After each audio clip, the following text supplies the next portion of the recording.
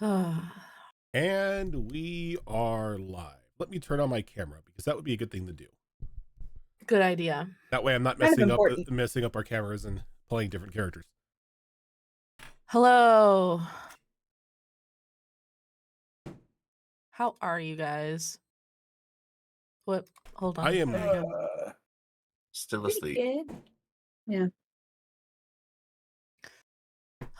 I didn't do the typical behold roleplay player and forget to take my dice out before we went.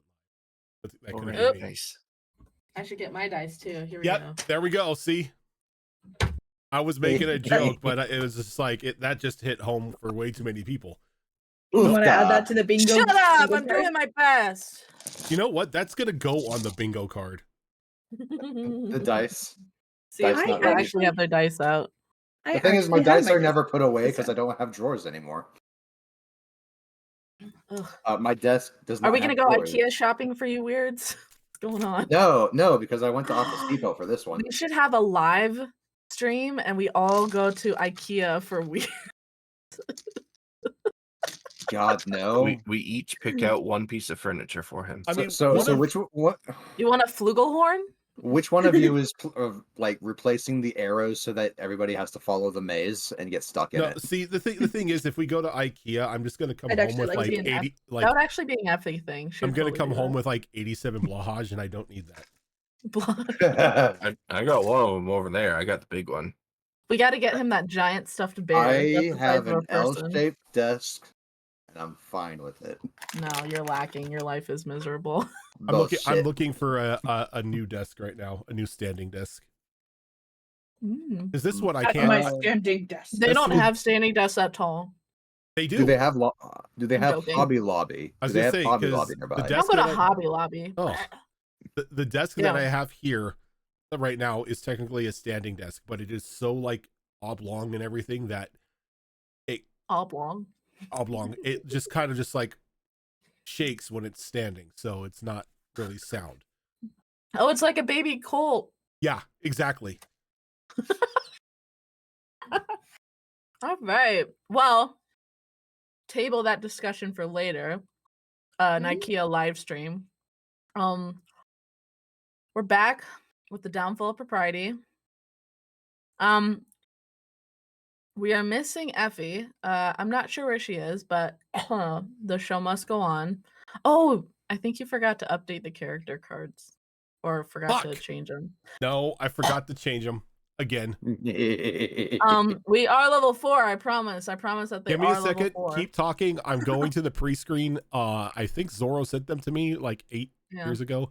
Here, I'll tell a joke while we wait. A frog.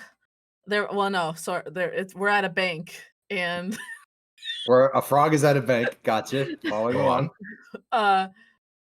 there's a lady who works at a bank and her name is Patricia Whack. And one Is day she the frog or No, she's just a lady. There's just a lady that works at a bank. And her name is I don't know if I have them.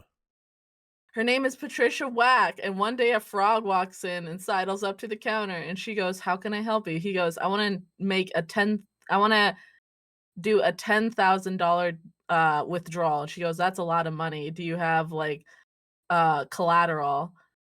And he goes, "Yeah, absolutely, I do." And he pulls out a tiny little porcelain elephant and puts it on the desk. And she goes, "Okay, well, this is all very untoward." And he goes, "No, it's okay. My dad knows the manager. My dad is Mick Jagger."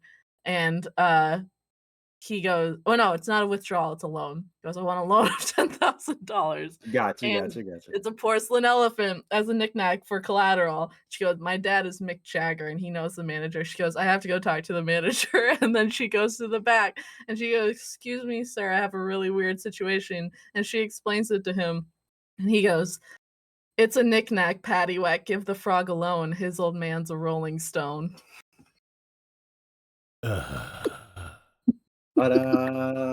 Okay, good so job, bud. I can't find the cards. Did I stall for long enough? I can't find the cards. I'm going to message Zorro and annoy her. Oh, it's not a big deal. It's a mess. Everything's a mess. Yeah. Maybe we could cancel still. No, This is just a podcast at this not point. when you've told like the best joke ever. Right? Oh my god, our bell reel's a drumstick.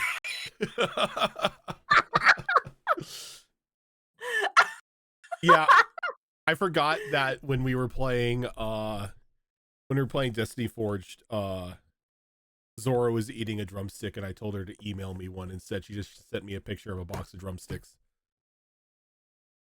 Oh wow. I never All right, had a well, drumstick. don't believe the character cards; they're liars. We are level 4. I promise. I pinky swear I did give them a level up. Oh, by the way, okay. Cass, you said you were finally gonna take it out of my room this morning. In my defense, I was busy. I woke up early and I did a lot of chores. Give it to Evie. Evie doesn't mind it. She's just kind of like whatever with it. Yeah. I would like to apologize for my transgressions. The court recognizes. All right. So last time on the downfall of propriety, Maddie and Sonari, who's not here today, she might hop in later. I don't know. Went into the Eye's headquarters and got a whole lot of background dropped on them regarding the mystery as to who killed Lord Rasmus Partington. Boy, oh boy, I know that Effie could really sum this up a lot better than me, but then afterwards they went and they met up with the folks outside who were harassing a young boy on a school night in his parents' restaurant. So that's where we left off. Yeah, what was Lies his and name again? slander. We were not harassing him. His name was Dustin, and I'm gonna remember that because he be Dustin. He be wiping down countertops and shit.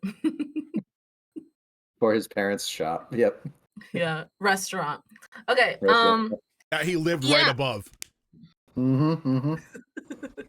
Okay, so yeah, I want to get my music going because I'm special. So yeah, we meet up with everybody outside of the shop that leads to the Eye's headquarters, and where Gaius, Arbelriel, and Reggie had been waiting for Maddie and Sonari outside of Frank and Ferris's foundry of Frubbish. And essentially what the two of them found out is that Gabriel, who they had encountered at the Rabbit's Foot, and they had surprised him and he had held a knife to Maddie's throat. He was the one who Rasmus had died by his hand. However, he brought to light some other things that were not known to Sonari, which is that it was a contract by a hooded figure that he didn't know, and if he had refused, the life of his brother, who is suffering from the plague that's currently going through the lower edge, would have been even more in danger, and he felt like he had really no choice. Additionally, the Eyes had actually been keeping an eye on not only the Partingtons for several years with an inside man, but also several of the major families within Sargenty. And the inside man at the Partington estate was none other than Obadiah's, much to Sonari's surprise.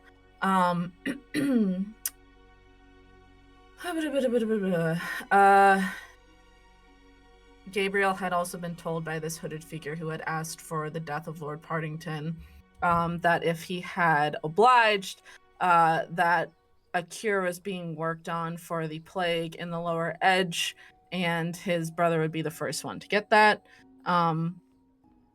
Turned out to be a lie, which he found on the night of Lord Partington's death from none other than Obadiah himself as they tussled in the garden. And he had gone on the run and hidden at the Rabbit's Foot, thanks to Gentle, the owner of the tavern there, and that's where their paths had crossed with Madeline and Sonari. So I'm assuming that Sonari maybe might have shared that. Well, she did I mean, Madeline obviously saw it. It's kind of hard to tell what Sonari would do, but I'm gonna assume that she would have told Maddie, and Maddie would have heard a lot of that. But you guys are kind of deciding your next steps, and someone had mentioned going back to the Partington estate where Lord Avros Partington, the current lord of the Partington estate, said that you guys are always welcome. So yeah, I think we had ended with everyone going back to the Partington estate. and you're gonna go home real quick. Yeah, and I was gonna be making a stop at home before then meeting up with them there. Sure. Okay. Ew. If you want, we could just. Sorry, that was on me. I had something in my throat.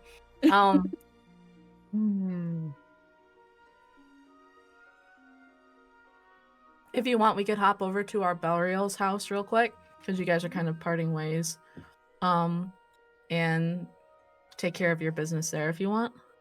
Yeah. Okay.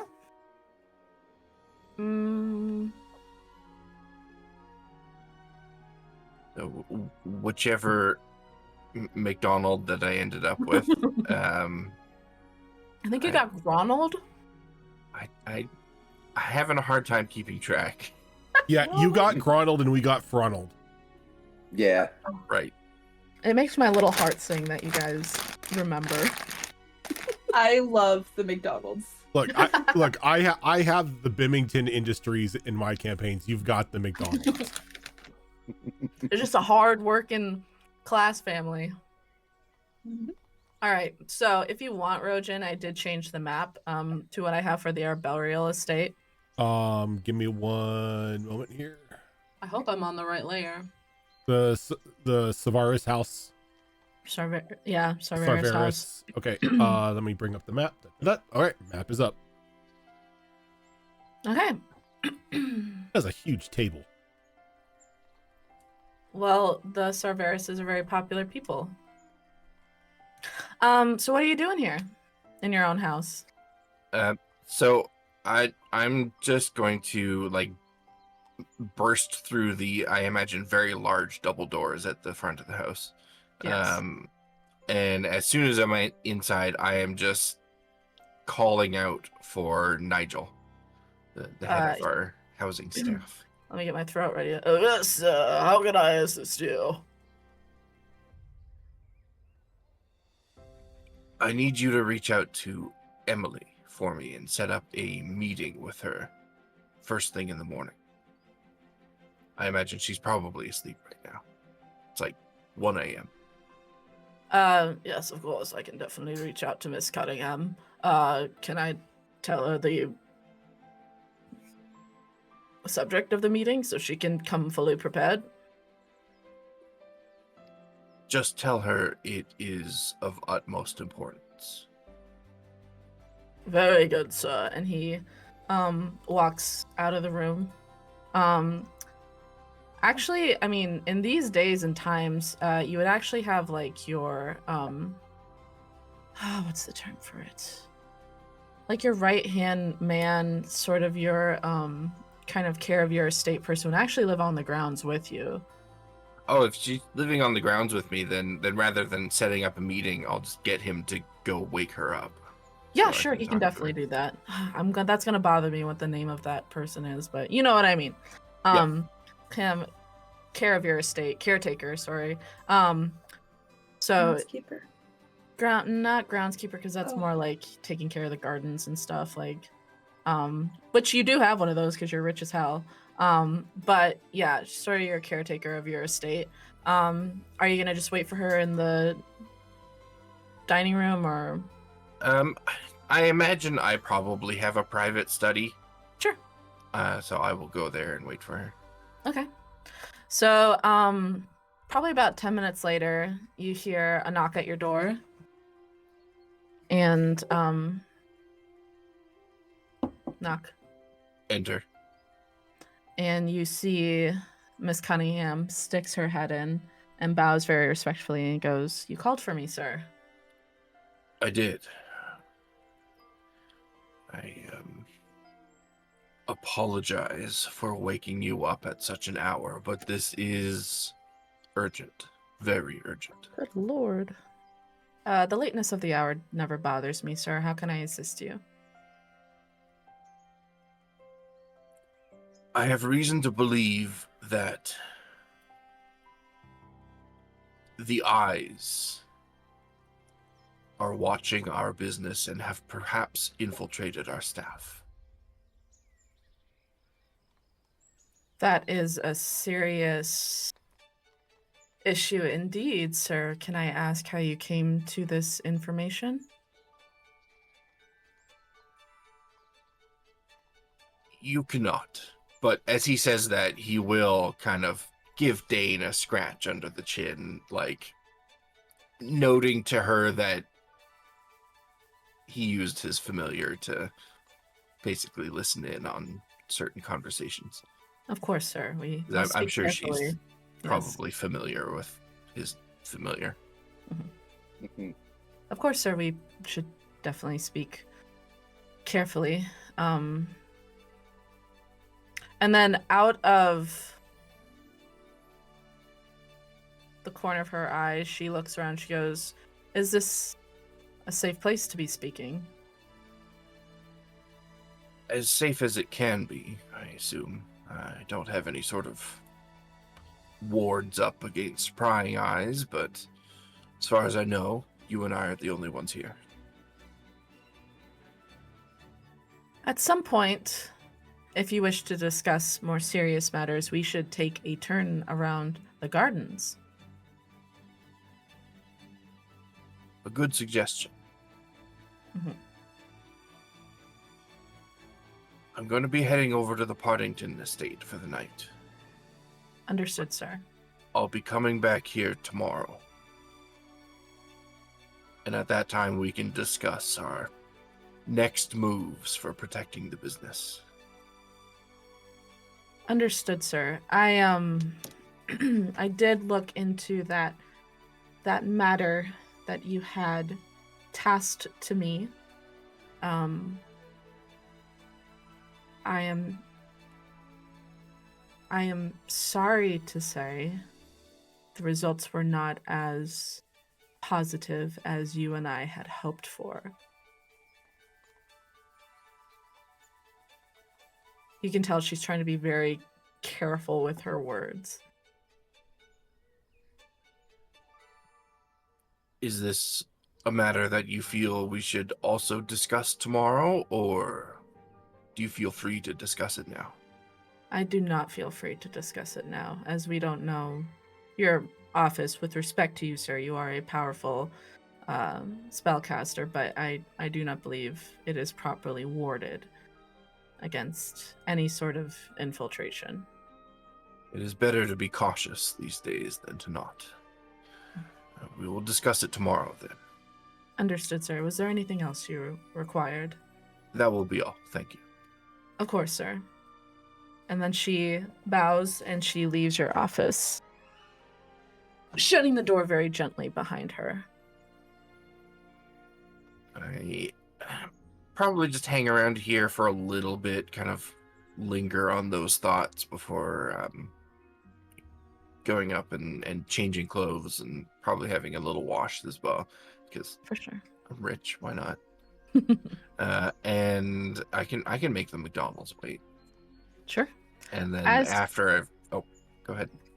I was gonna say, as you're in your room and you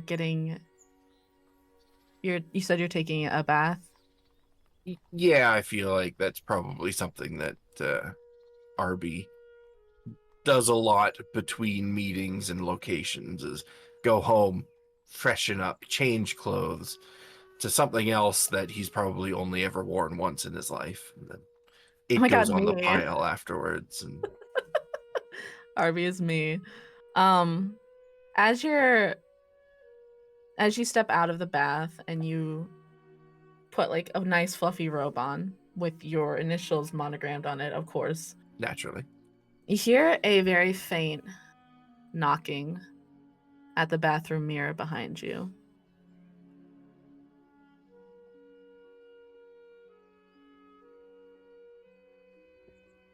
He immediately tenses up and then lets out a heavy sigh and turns around. As you turn around, you see that same figure that you had spoken with not too long ago. Kind of a mocking smile on their lips as they regard you in the mirror, reflecting you next to them as well. And they go, "Where are you off to in such a rush?" Headed over to the Partington estate for the night. I understand. Haven't had enough of their company. Well, the mystery is yet to be resolved. I think the bigger mystery, which is to Miss Cunningham's benefit, she did try her best, but it's very clear that something is going wrong with the Sarveris estate in regards to this murder.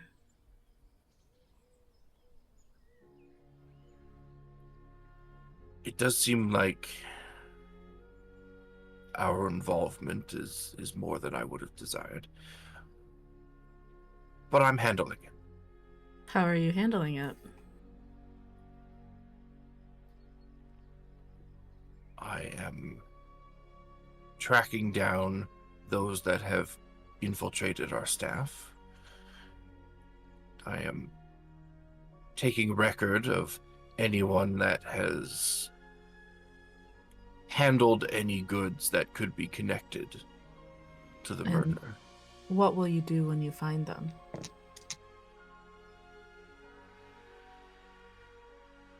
Well, I imagine I'll have a few questions for them. And how I react to those questions will depend on their answers. I think it probably should be clear that any sort of involvement we have with our goods going in and out of the Ivraeus forest is... those decisions are made carefully. Of course. Meaning that while it's unfortunate that it got found out, it shouldn't be a surprise. If our business and our staff is sloppy, I assure you I will clean it up. I couldn't agree more, but I just wanted to make sure that you're not letting your soft heart turn you from your actual business. These are the choices we have to make. And if we have a couple workers go missing here and there, well, it's the risks of the job. That is the price of business. I'm so glad you agree. Of course. That being said, I do hope that you keep my handling of this situation in mind the next time I do a more charitable affair. Yeah, 19 gold was very generous for a little rundown shop to shelter little animals that couldn't make it on their own. Yes, well, if it wasn't for those little animals, I would not be privy to the information that I am now.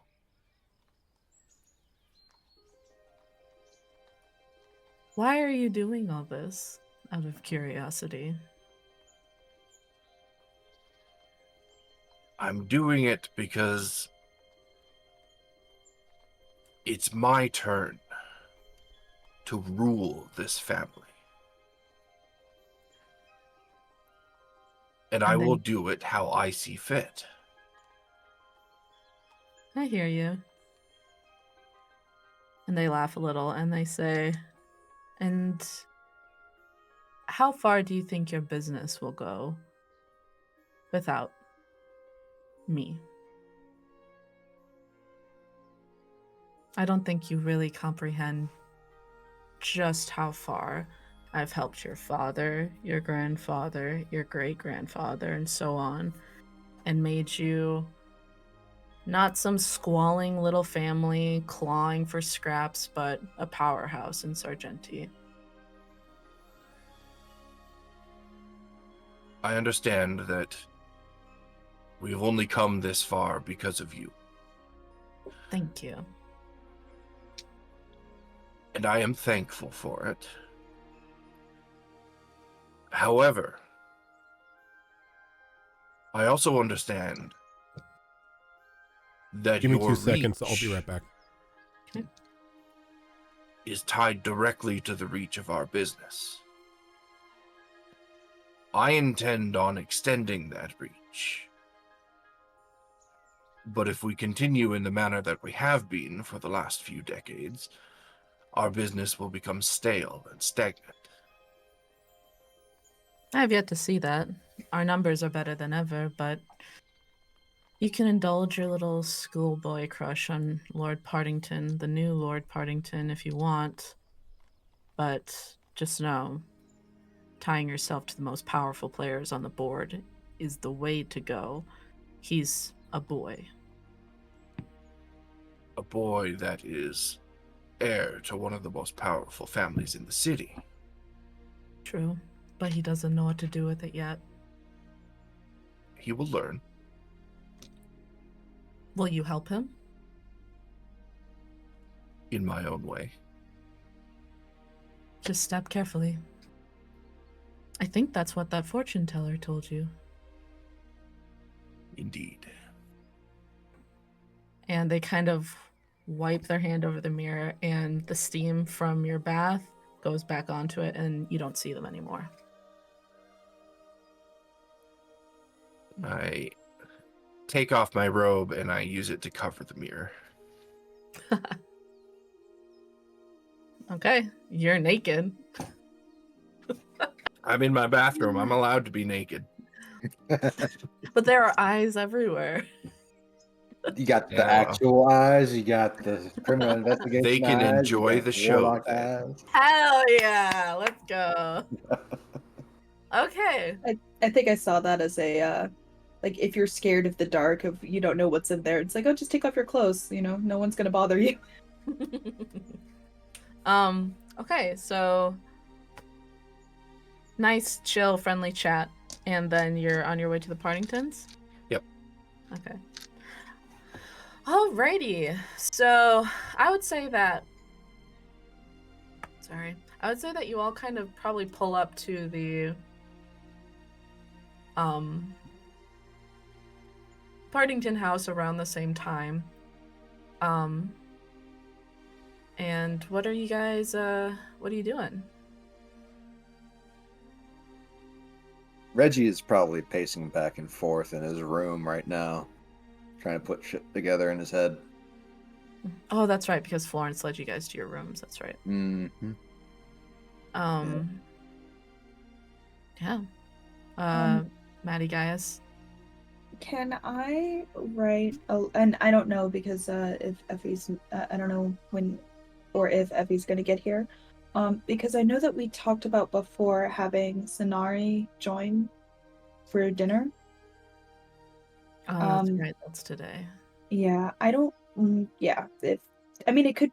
Yeah, it could be today, or it could be essentially like the next day or whatever. But I would like to write a letter to my parents, just asking them if Sonari could join for dinner as well, and letting them know that I won't be home quite yet. I'm still totally fine. You finish your letter and you can hand it to one of the footmen, and they'll just take it and run it for you. So it should get there within the hour or so. Okay. Awesome. So that's what I'm working on. What time is it in the morning when you pull up to the Partingtons, Arbelriel? I would guess it's probably around 2 a.m. Okay. Were you gonna say something before I interrupted you? Yeah, quick question about the world. Sure. And how it works. Sure. Are there any laws that prevent people from forcibly using truth-telling magic on someone, like Zone of Truth and stuff, to interrogate or ask questions or anything like that? Is there any laws in place that say you can't do that, or? It's very frowned upon. You can get a citation if you are reported to have used some kind of truth-telling thing on someone, and they report you. Other than that, it's kind of turned a blind eye. It's one of those, I mean, the city's corrupt. People do whatever they want all the time. If someone cared enough to issue a citation to Lord Sarveris, then good luck to them. But you would know probably that within like gossips within your inner circles, that's something that the eyes do very often, as well. Gotcha. Okay. Oh dear. Gaius? Gaius is taking a moment in his room to just pretty much put everything in his journals that he hasn't had time to write. He hasn't yet been able to write into. So pretty much since the start of the previous day, the events over at the school, then Sargenty Idol, and then the whole ordeal with the knives in the tavern, and then, or the eyes in the tavern, and then their, little night out. Just writing everything that he can down. So you're just writing down evidence of everything that we've done and, stuff that could be used against us if someone found it. Awesome. You don't know what I'm writing. You just said you were writing. Please tell me you do a picture of don't know what I'm writing, though.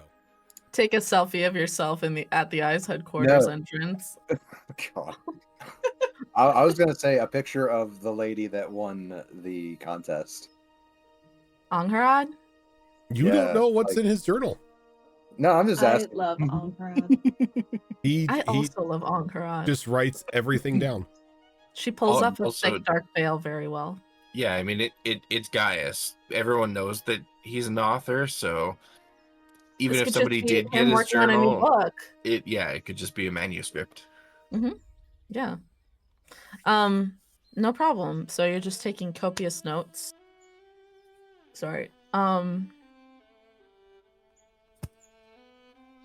That's my nephew. Hi. You're just taking copious notes then? Yeah. He's taking Gaius notes. Okay. Honestly, you could just be like, "Oh, I'm just working on a new story, blah blah blah," which would be funny.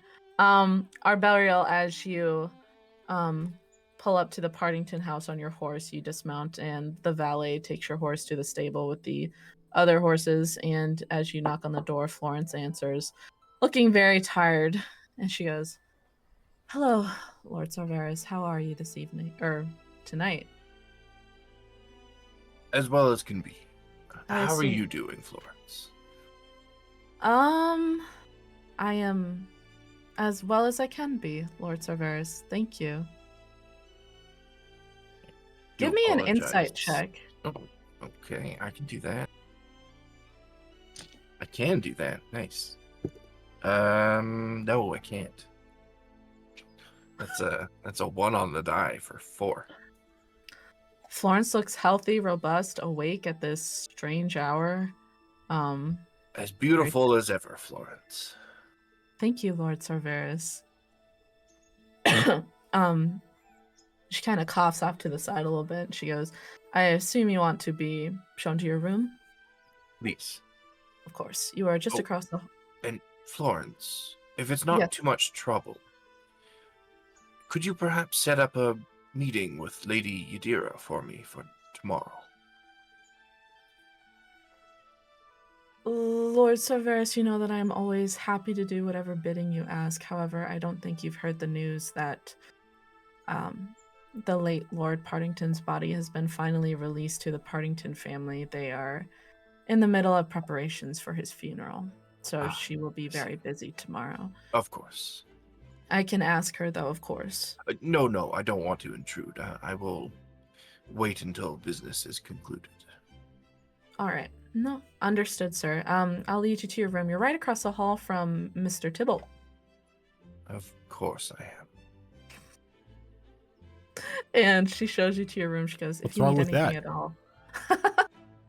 She goes, if you need anything at all, Lord Sargeras, please do not hesitate to ask. Thank you. She shuts the door for you. No, I got a hangnail. I'm gonna rip it. Ugh. Ugh. Ugh. My name's weird. Ugh.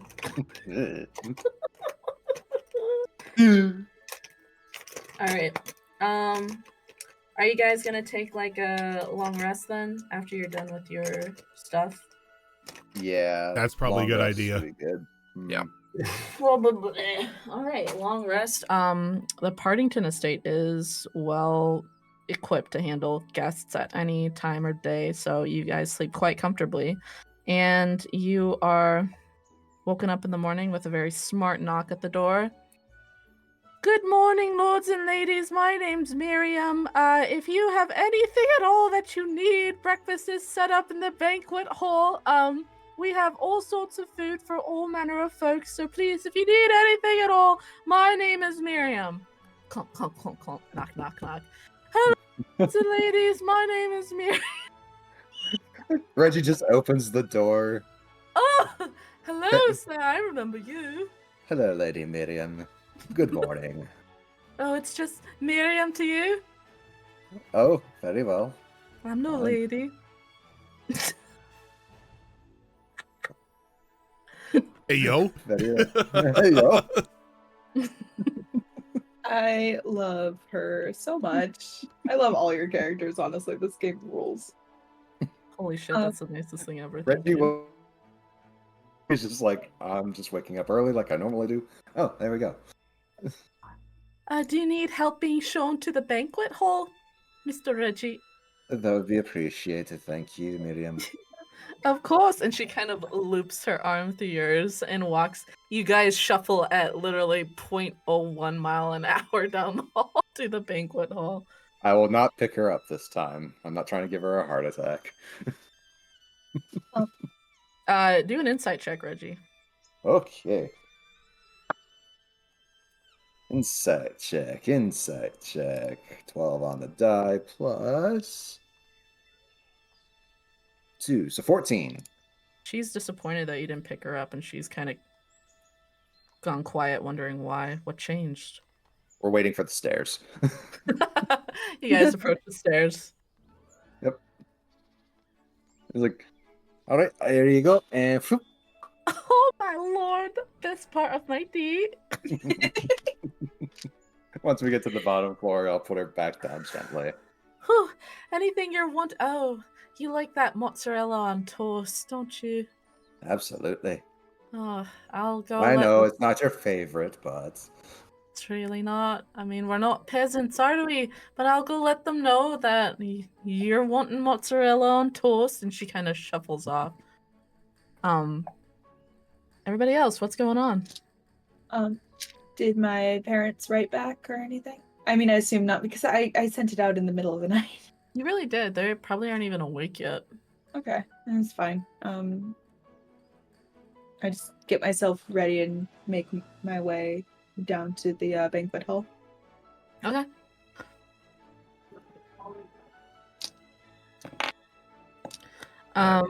Yeah, Go ahead, yeah. Our Belriel does the same. Gets himself ready. As much as he tries to hide them, he does have very dark circles under his eyes when he emerges from the room. Prestidigitation. not how that works. I don't have that spell. Oh. That's how you get rid of the makeup. I think as intentionally, as soon as Arby walks out, Gaius walks out of his room. Gaius. You okay there? It was a late night. Ah, a little fun? Sure. He kind of tries to peek over. I'm trying to see if anybody's in the room. Anyone I know? There's nobody in the room, guys. Ah, snuck in late last night. Left the scene of the crime. Yeah, I get that. Never mind.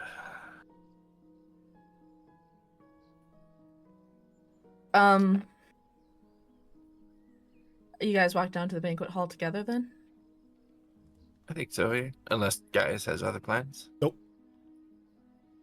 I ship it. Yeah, I kind of do too. Why the hell not? Everybody ships Gaius with everybody. You're a bard. I was gonna say, then stop flirting with people if you have a problem with it. Never. He did that to himself. Never. Yeah, I saw something in the WeWa campaign where people were shipping Zenith with Danny, and I was like, no. Could not be more opposite. They'll ship anything. I think when they get to the banister, like to the stairs, Gaius just slides down the banister.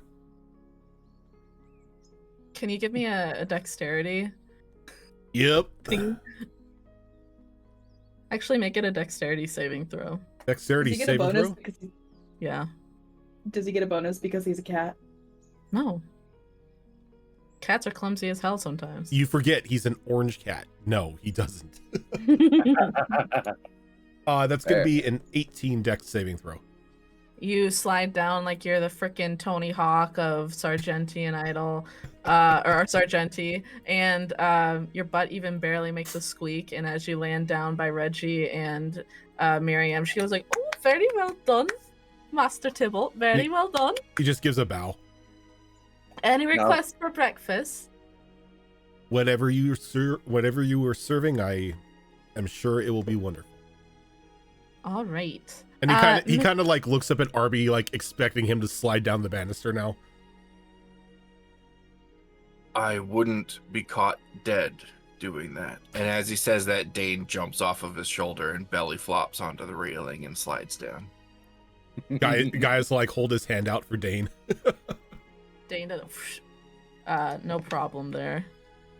And he lands right onto your arm, and he gives you a little nip on your hand before he jumps back into Arby's shoulder as Arby makes his way down, I'm assuming. Yep. Cool. Ideas for next time. Yes, let's see the Minotaur do it. While carrying Miriam. God.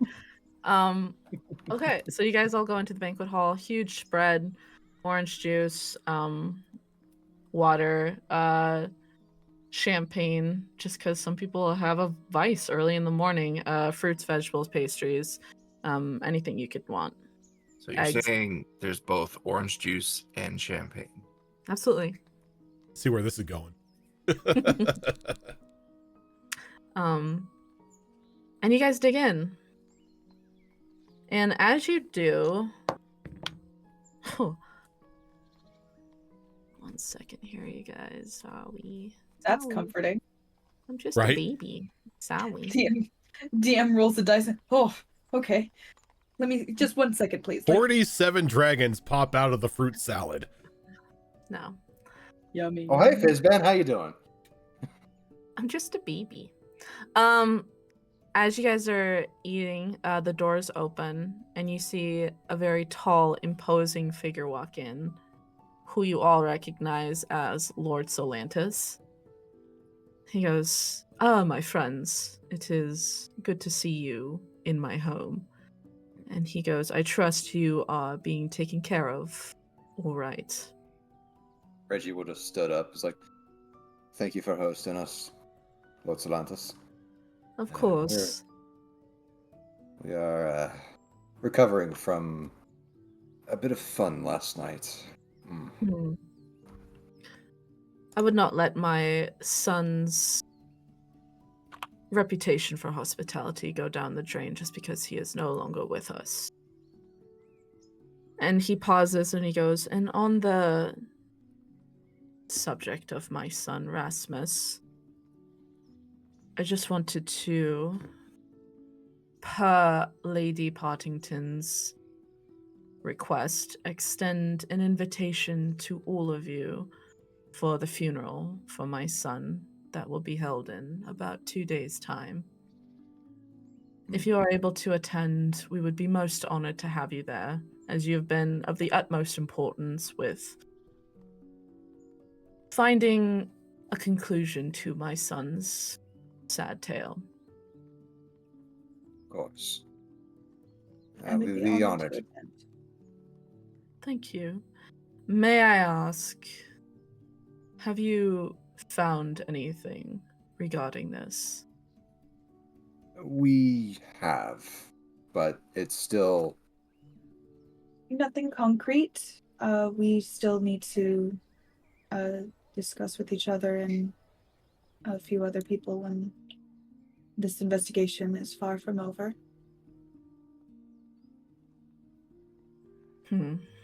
Well, I hope when you do find them, just know that through the immeasurable influence of the Partington family, I will see to it that they are dealt justice to the highest extent of the law. Absolutely. He goes, is there anything you all require before I take my leave?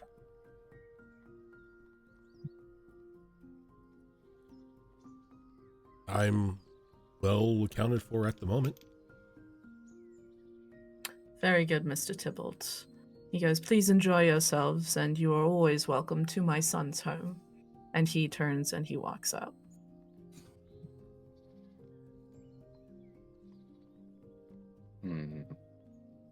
Reggie takes a seat again. What the? Why is my? Did I do What? a setting? Is my camera not showing up? No, No, it's fine. You're fine. You look Okay. great, bud. For some reason, it's just not showing for me. I was confused for a moment there. Nah, you're good. You're good. All right, so Reggie, I do apologize for interrupting you.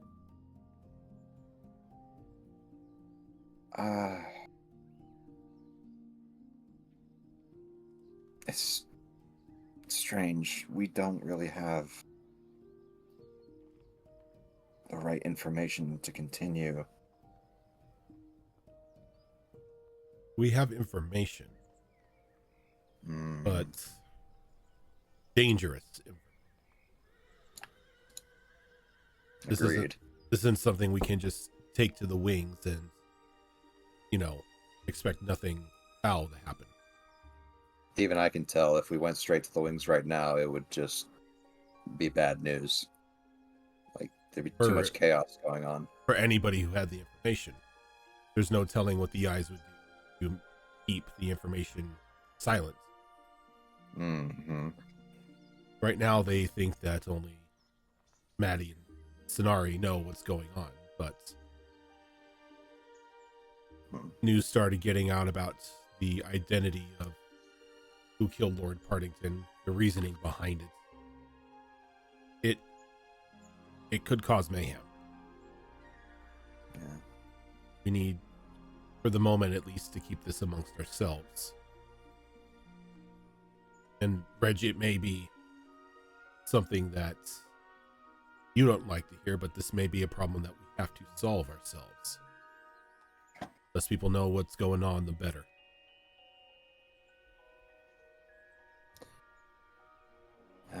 I was already committed to completing this with or without the rest of the wings, so I'm with you all. I think what we need to do is we need to find the person promising these cures to people. Because if That is something I was finding odd. If they use it to manipulate one person, guaranteed they're doing it to others. One other thing that we need to talk about, perhaps, before Marina and Avros show up here is, do we tell them what we know? Not yet. They have been incredibly helpful so far. They could continue to be, but if they don't have all the information, then they'll make choices based on what they do have. what they do have really is nothing at the moment. and we're not ready to tell them anything fully just yet. I don't like that we're going to keep them out of the loop. They've been a part of this investigation as much as we have. We can at least let them know that we have a lead towards the true culprit behind everything.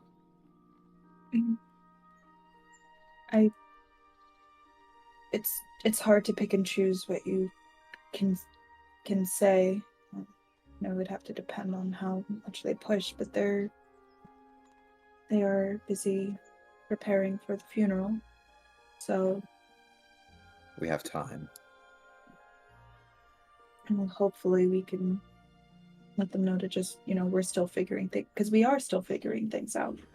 We can just let them know that we're still figuring things out, and it's once we have an idea, we can tell them, and hopefully that would be after the funeral. Or so that way they just don't have to deal with anything further. But I mean, I know that we all want this solved as quickly as possible. And if they ask if we've learned anything, if we know anything.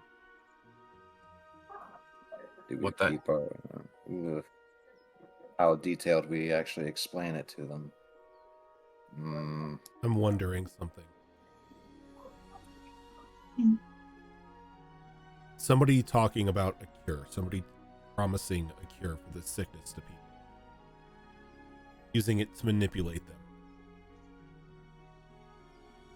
I'm wondering. You don't think they would be responsible for it? I mean, it's possible, but I don't think somebody would intentionally spread an entire sickness throughout a city just to kill one person. Instead, I think it's more likely that they're using the sickness for to get what they need from individuals. I'm wondering though, because rumor spreads quickly down in the city. Talk of a cure could possibly have its whispers somehow made it to the church. Ooh. And I so happen to have a brother who's a golden boy.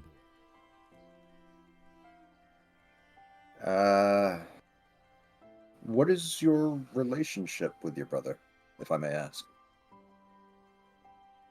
Like oil and fire. He does not approve of a lot of things that I do. He does not approve of my lifestyle. Which one of you is the oil and which one of you is the fire? Oh, Gaius is the water? fire. Gaius is the fire. No. Because I heard with fire means you get all great. No. It means one spurs the other on. Oh, see, no, I meant the opposite of like oil and water. Oil and water, yeah. Oil and water. Okay. I'm thinking oil and fire because you combine those two and it leads to catastrophe. I was like, great, they have a fun, awesome relationship. Can't wait to play with that. That's Gaius and Gaspard that are the oil and fire. Yes. Oh no. No, right. Oil and water. He still loves me for being his brother, still being a part of his family. So we are opposites. I am more free-spirited. He is more serious and godly. But I can deal with that. I don't know. I will talk to him. He may be more forthcoming with me. There you go. Though it may help if I actually was in good company for once and not the, as he says, bad influences I tend to run with most of the time. So don't go there with Reggie then. I don't know what you're talking about. Reggie's a shining example of society. Thanks for noticing. He's a wing. Like, come on. Look, in a fight, there's nobody else you would want having your back. In a china shop,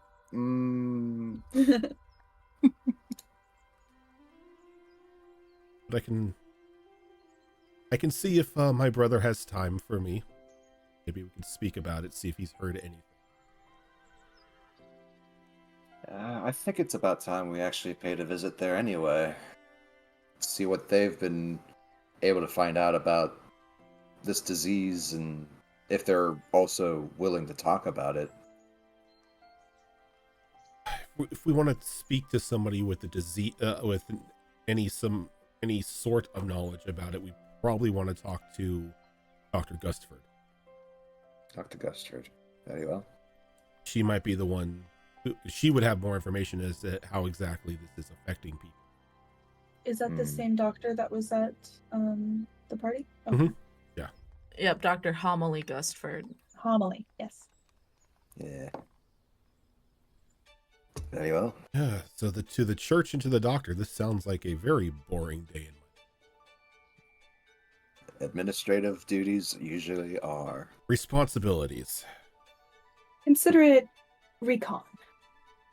Yes, I know. It's just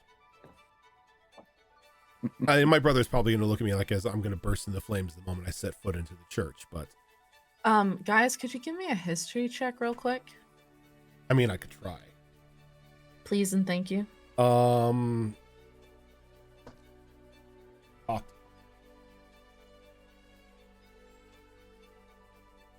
Oh, that is a 15. Okay. Easily, you would know just with your connections to the lower edge that there is an active quarantine going on in some areas of the city due to the plague, and the church is in it. So if you want to speak to your brother, you're gonna have to like send a message ahead and meet him, like sort Outside. of not outside, but along the barrier. They're very strict about that right now. Okay. I don't want to talk to him outside the barrier. Too many ears.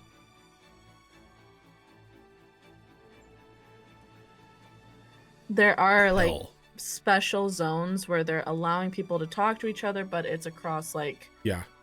So safe. is he not able to leave the zone at the moment? He's been active at the church, helping with healing people, making sure that they pass, peacefully, trying to help as much as they can. But the church is currently like a sanctuary zone for people who are really sick, and they're trying to. Yeah, he's assisting with the other other leaders of the church with that, but it is in the quarantine zone. Okay. All right. Well, I can try seeing if I can't get a hold of him today. Probably going... If you want, you could send a letter with one Yeah. of the footmen. Yeah, ahead. And that's what he's going to do. And he's like, okay, I'll take care of this and I'll go put on something more appropriate for him. And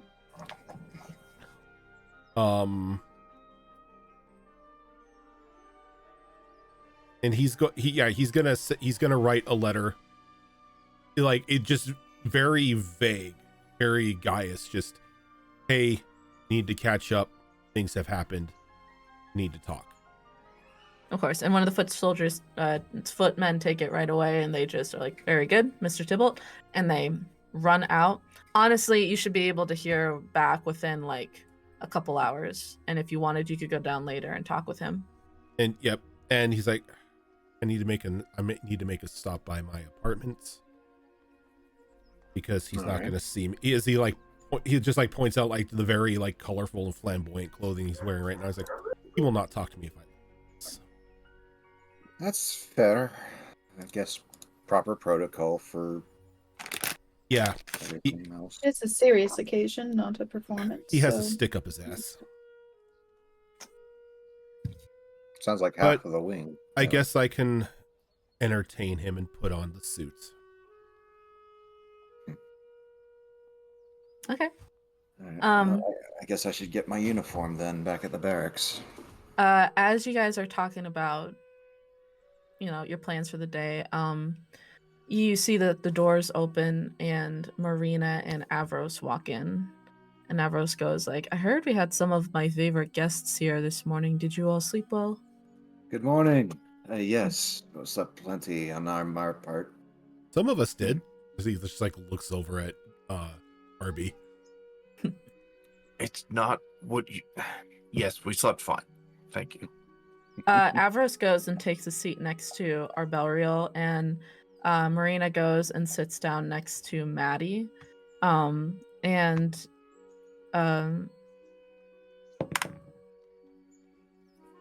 Avros kind of leans over to you, Arbelriel, and goes like, are you sure you slept okay? I mean, you always look handsome to me, but you look a little tired.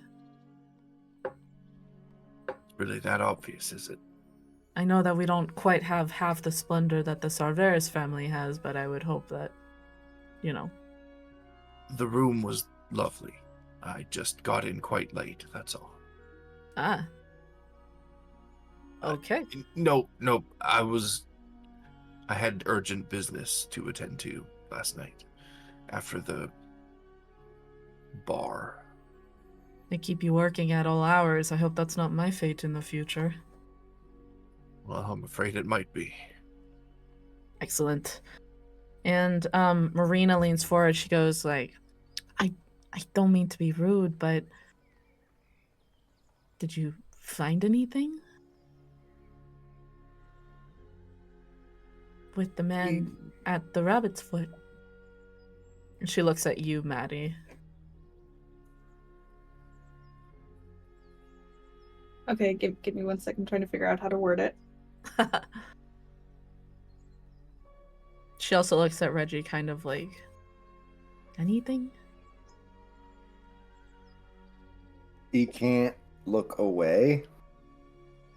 We're chasing a lead, but once we have anything for sure, we'll let you know. A lot of the information that was learned last night was mismatched. I'm still trying to piece it all together. Mismatched? What does this mean? It means there's a complexity that's been added on to your father's circumstances.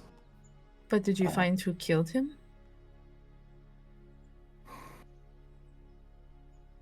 We No. found the hand that held the weapon, but we do not yet know who guided that hand. Avros leans in. He goes, what? Like an assassination? Like a blackmail assassination.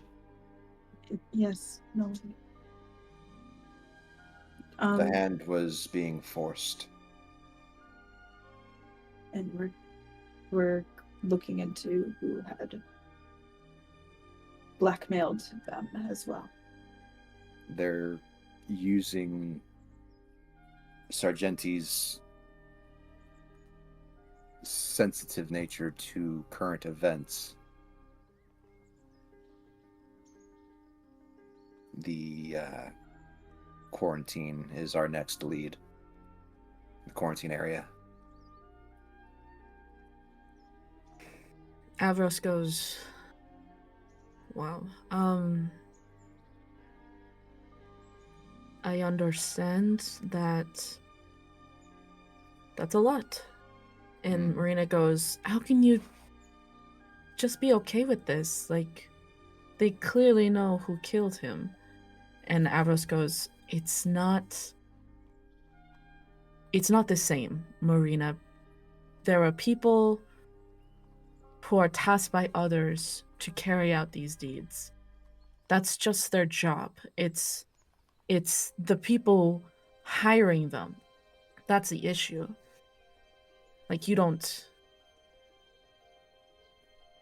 blame a gun for being fired. And Marina goes, like, she looks agitated. I look to Marina. I'm afraid that if we say more before we know fully what's going on, it would lead to more danger for everyone involved. Not to mention, it can cause issues in full disbursement of justice if we were to go off Well, half-cocked. it's not like Avos and I are going to go blabbing to anyone. It's not you that we think is going to go blabbing. It's the Walls fact have that ears. everybody in Sargenty would be up in arms. The wings, the church, the common folk, it would be disastrous. This is really that big? Yes. I Because didn't know. I'm sorry. It's fine. It's just there are moving parts that we are still trying to identify. And once we've got it all pointed at the one person responsible for all of this, that's when we're going to drop the hammer. They So will find it's justice. it's not Obadiah's then, so he can be like, go. Oh no, Obadiah is absolutely clear. We know this for a fact. Obadiah should be let go.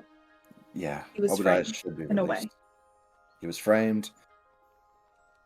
The problem is the linchpin is going to be us hammering down on this last person. We have Well, to how- find the end of the We string. can't get Obadiah's free before we catch the person who's the truly responsible.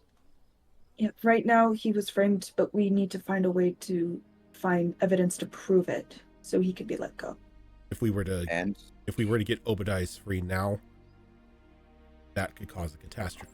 It could put the person who is actually responsible on warning, and they may flee the city. They may do something to Obadiah's. They may do something to anybody who knows. I feel Him being- terribly that he's just in that cell. Is there any, and she looks at you, Reggie, is there any way he could be released on like house arrest or something? I can assure you, the ones in charge of guarding Obadiah right now are treating him with the utmost respect and kindness. And honestly, that cell is the one thing that I can guarantee is safety. As boring and as mind messing with being in that cell by himself with 2 guards by him, it is honestly the best spot for him until everything is cleared. Not Well- that I want to throw shade at the wings, but we also thought that about the murder weapon when it was in their possession. The murder weapon was behind lock and key. It was in Yes, transit. just like Obadiah's. Obadiah's is behind lock and key. He's fine. It's exactly my point, Reggie. Time out. Hi, Effie. I'm so sorry. I am so sorry. I missed my alarm. It's fine. That's okay. I was just worried about you. I was like, I hope nothing terrible happened. No, nothing terrible happened. I slept through the alarm and my cat had smacked me in the face to wake me up.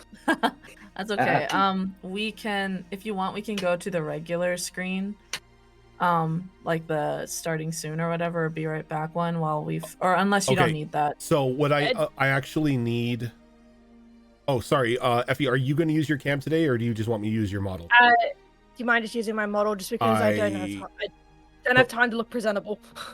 Totally can do that. I will pop that up. I will take the AFK away, and then I will. While we're here, I have to capture- run to the bathroom. I will Let's take like maybe a 5-minute break. I before we take a break, I need everybody here so I can capture the cam. Because once again, I've got both Weirds and Cass all janked, but It's always me. but Malls, Fox, and myself are the good noodles, and we're right where we should be. So give me It's not my fault. give me a second. I just need to get Weirds' camera. You Get guys my get ugly gold mug in the stars. right place. Oh, you're fine. All right. We are good on normal cams. If we go to a map for combat or whatever, I will change that at that time. Take a 5-minute break Yep. so folks can go to the bathroom and we can catch Effie up on what's happened. Is that okay? Yeah. Fine by me. Okay. Okay, sweet. Okay, Alrighty. BRB.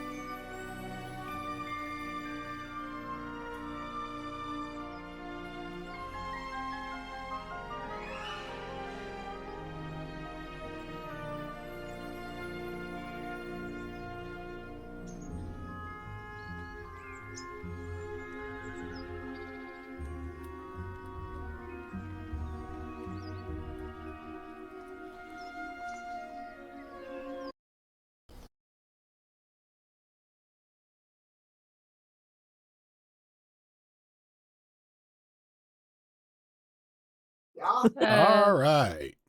Must have been the wind. We're back.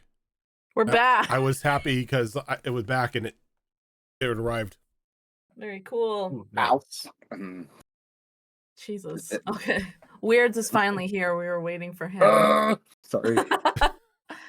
All right. Gang's all here, guys. Gang's all here. And of course, my camera goes as fuzzy as it does. Of course, it's just going to stay fuzzy. Cool beans. So yeah, you guys left off.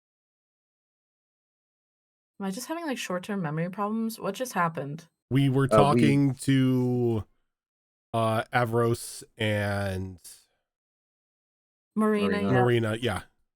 And trying to toe the line between what to tell them and what not to tell them. Yep. Maybe lean back a bit, Weirds, and then do the hand thing.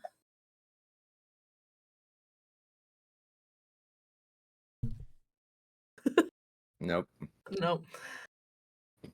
Okay. So yeah, Marina and Avros, you guys are all talking in the in the banquet hall. And kind of, was there anything else you were wanting to say to those guys?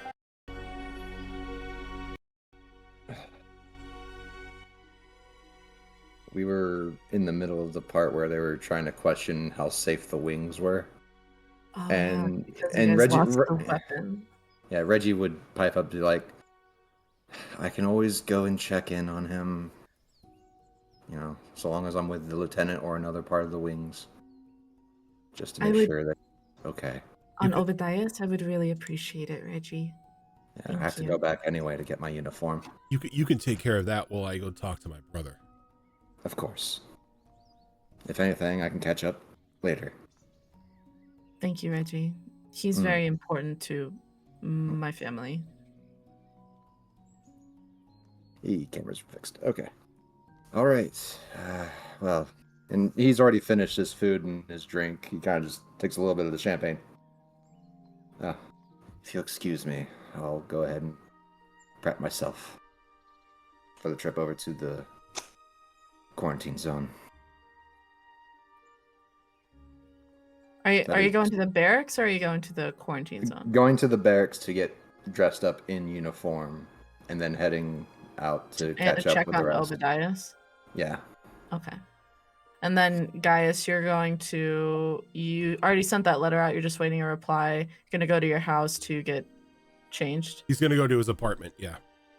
And then Maddie, Arbeliel, Sonari, what are you guys doing?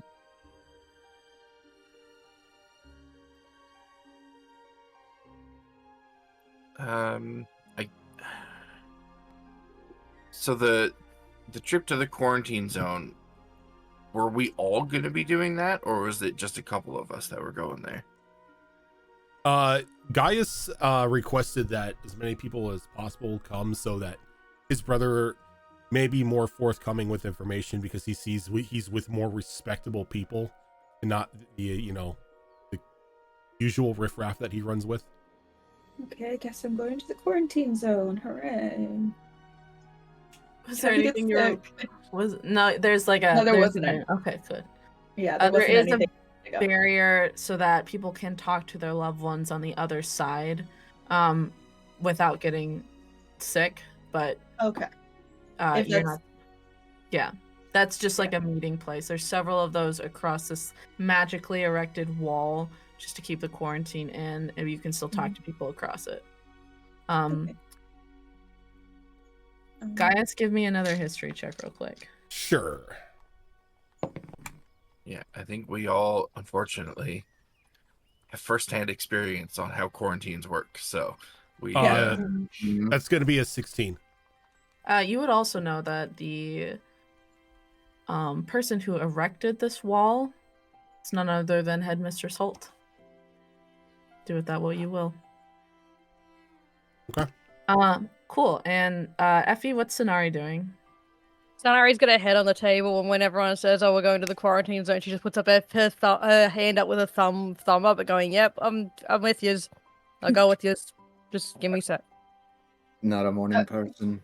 I like No. push, like I gently push like a cup of coffee to you. She takes it and like she starts drinking while her head's still on the table. Is like, thank you. Like with like a straw. Yeah. You know, with all the drinking that we did last night, I'm surprised you're the one that's actually having the hangover. I'm not hungover. I just don't like waking up.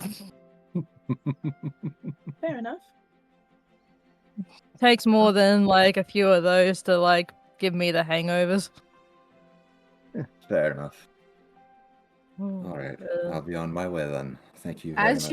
As you leave, Reggie, you hear feet behind you, Hmm. and as you exit out of the banquet hall doors, they open behind you, and you see Marina pop out, and she goes, I was wondering,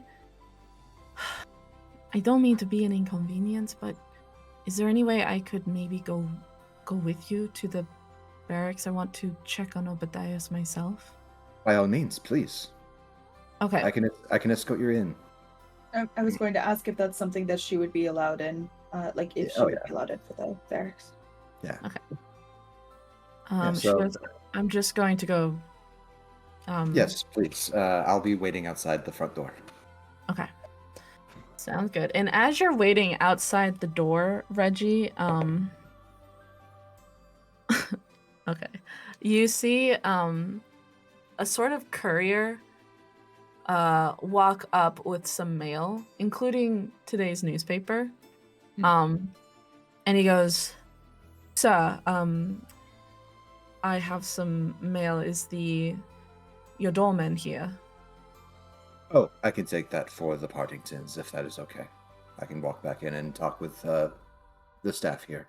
Okay, and he hands you a letter. Are you looking at who they're addressed to, or? Nope, he's just gonna hold them, and then he's just gonna, is it customary to give them like a fee? Like, do we pay them? I was like, No. okay, so he'll just hold on to them. He's like, very good. Thank you, sir. And he runs off. You don't even have to do anything for this, but you can see that on the front page of the Sargentian Post, there is a newspaper spread or article talking about Lord Partington's death. And the title says, "Who's the guilty one?" across it in big block letters. And below it, it has a symbol of the eyes. It has a symbol of the wings. And it also has a picture of Gaius on there, weirdly enough. And then, can you give me a perception roll real quick? I can always give you one. I don't know how good it's gonna be.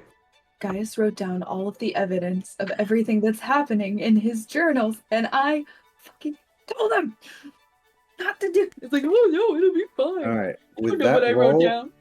With that roll, it is a 24, natural 20. Wow. You'll also see a smaller article in the corner with a picture of Marina on there, actually. And it says, Partington new beau. And there's a small article that Marina Partington was seen out and about with an unknown gentleman caller in her carriage the other day, unchaperoned. And nobody knows what's that about. Fucking TMZ. TMZ. Just going to indulge myself and read that article. Okay. Just to have a little laugh to myself. Okay. It's about how Marina was in her carriage without a chaperone present with an unknown gentleman caller. Could not see a good look at his face. She was trying very hard to hide it. And then later they were spotted together with several gentlemen at the Rabbit's Foot. And I guess Talk of the town. yeah, a little bit. You can give me a history check if you want to. Sure. see. Okay. History check. History. That's a 14. Okay.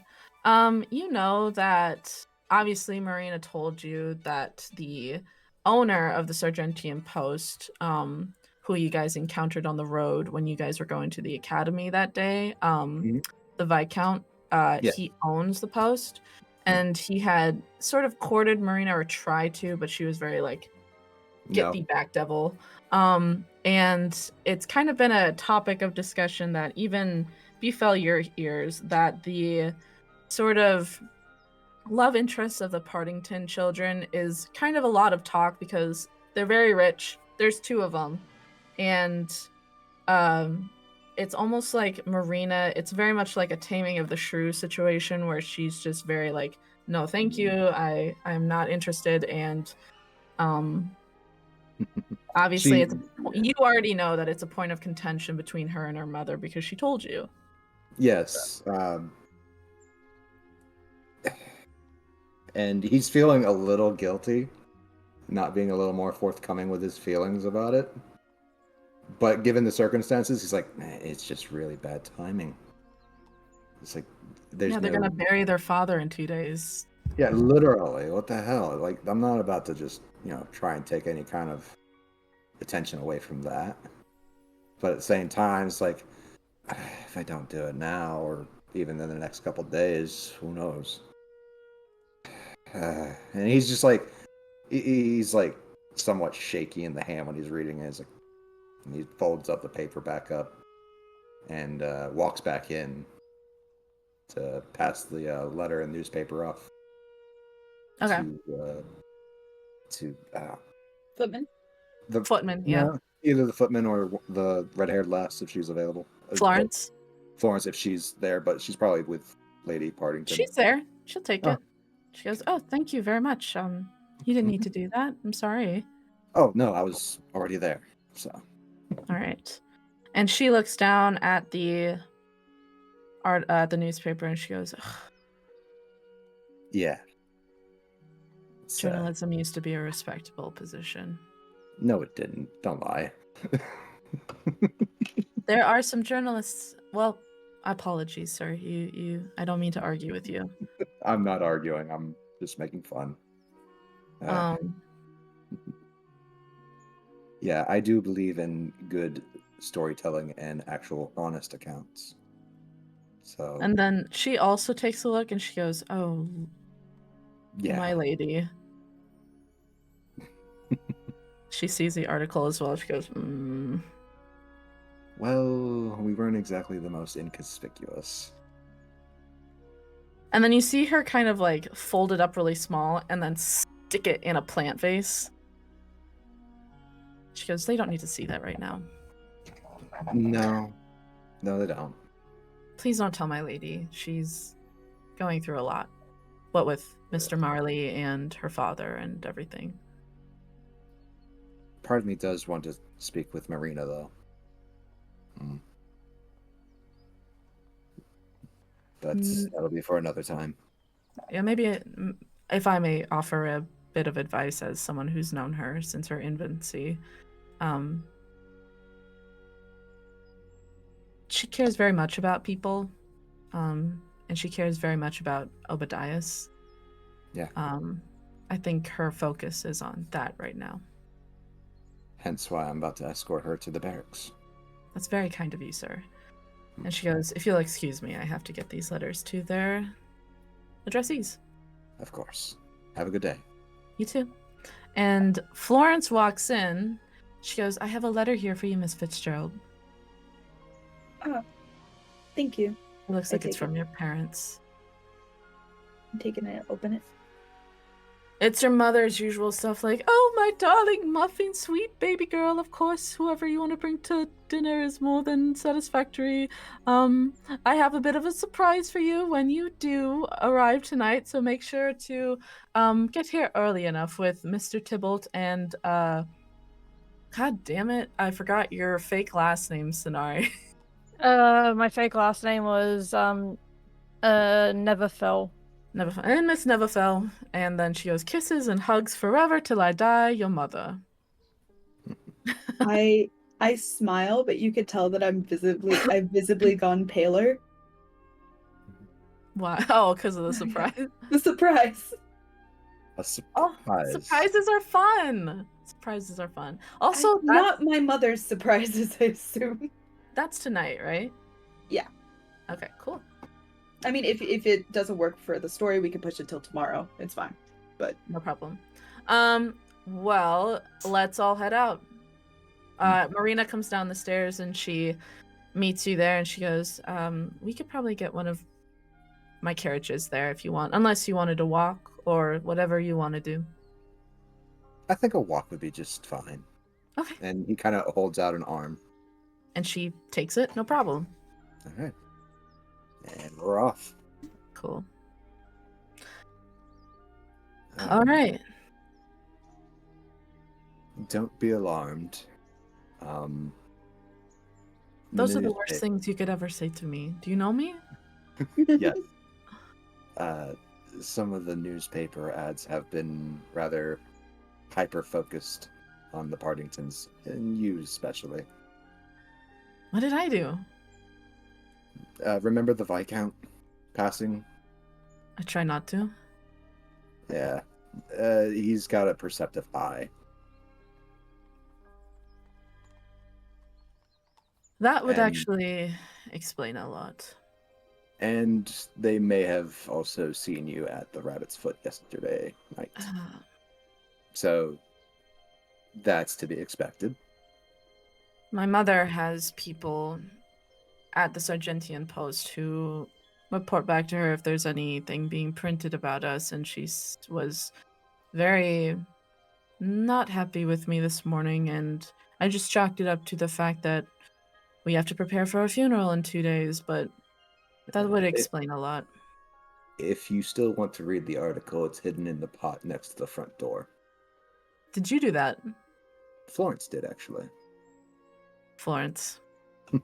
I wasn't entirely sure what to do. I didn't want to be somebody that stuffs things in pots. Well, I'm sorry. I mean, did they mention you, or did... They mentioned an unknown person. Apparently, I'm not famous enough. Honestly, I trust you. Trust me, it is for the best. I don't want any of that scrutiny on you. You're my friend. Honestly, I don't mind being recognized in the company of friends. Not this kind of scrutiny. They can be pretty brutal. It's the same thing as being at the school. It's gossip. That's what it is. And honestly, water off a duck's back. Ah, yes, Sir Duck. I could say it's hard for me to let that stuff go when it just seems to linger in my house thanks to my mother. But be that as it may, I was bemused by it at the very least. Well, yeah. And well, maybe later when things have calmed down, I can properly court you around. She kind of pauses and she goes, "Oh, I didn't even know that. I'm sorry. I know it's not the most timely of times. I just didn't even know that was something you were pursuing. I'm sorry. No, it's fine. It's still early, and knowing you and knowing how things have unfolded in the last couple days, I'm intrigued.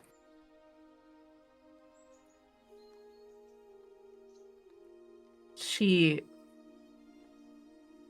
turns to you and she says, I think of you very fondly, Reggie, and I can't deny everything you've done for my family, but I don't want you to put all your stock on someone that isn't who you might think. I mean, I'm pretty open, but I'm just not very good at that stuff. And I am. I don't know. Everybody we meet is like the Minotaur. Who is that? Like, it seems like you could just kind of have your pick of anybody, really. There's a reason that I've kind of been alone this whole time. It's that it's just easier. Easy is not always the correct path. Are you calling me lazy? No. She laughed. Your studies are definitely not easy, otherwise I would know it too. Oh my goodness. That is quite the endeavor. That's true. She goes, well, I'm obviously incredibly flattered. I'm very slow moving, and I hope you don't take offense to that. None taken at all. Okay. Besides, we're here to just check on Obadiah's for now. Nothing set in stone. Just trying to figure out everything as we can. All right. Well, thank you. She goes, if I can change the subject. I heard that my grandfather invited you all to the funeral. Indeed, he did. Is that okay? Or is that all right with you? Everybody was in agreement.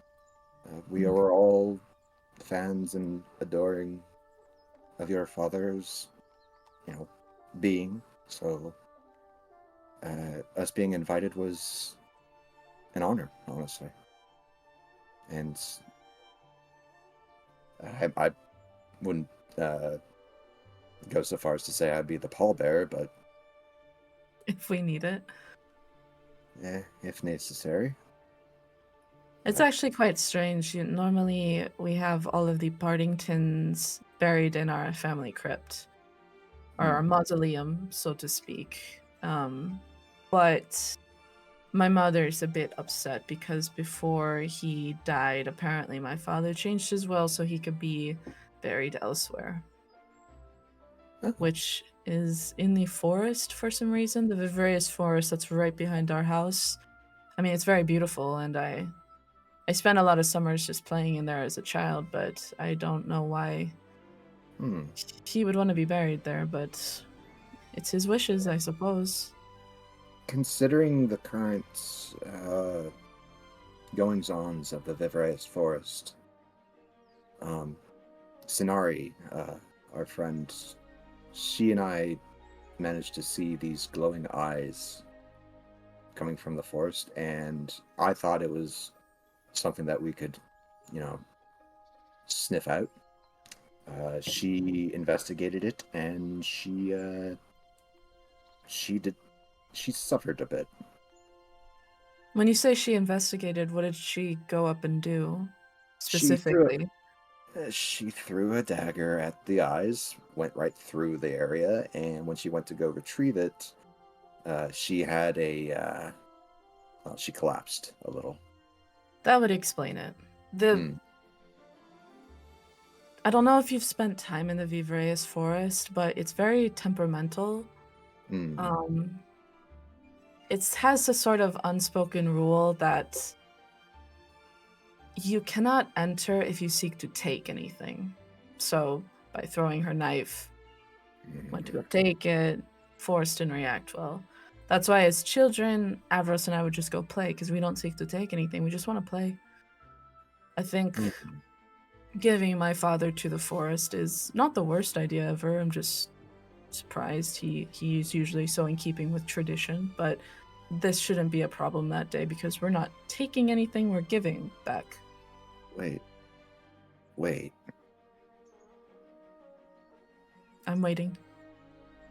She stops on the road.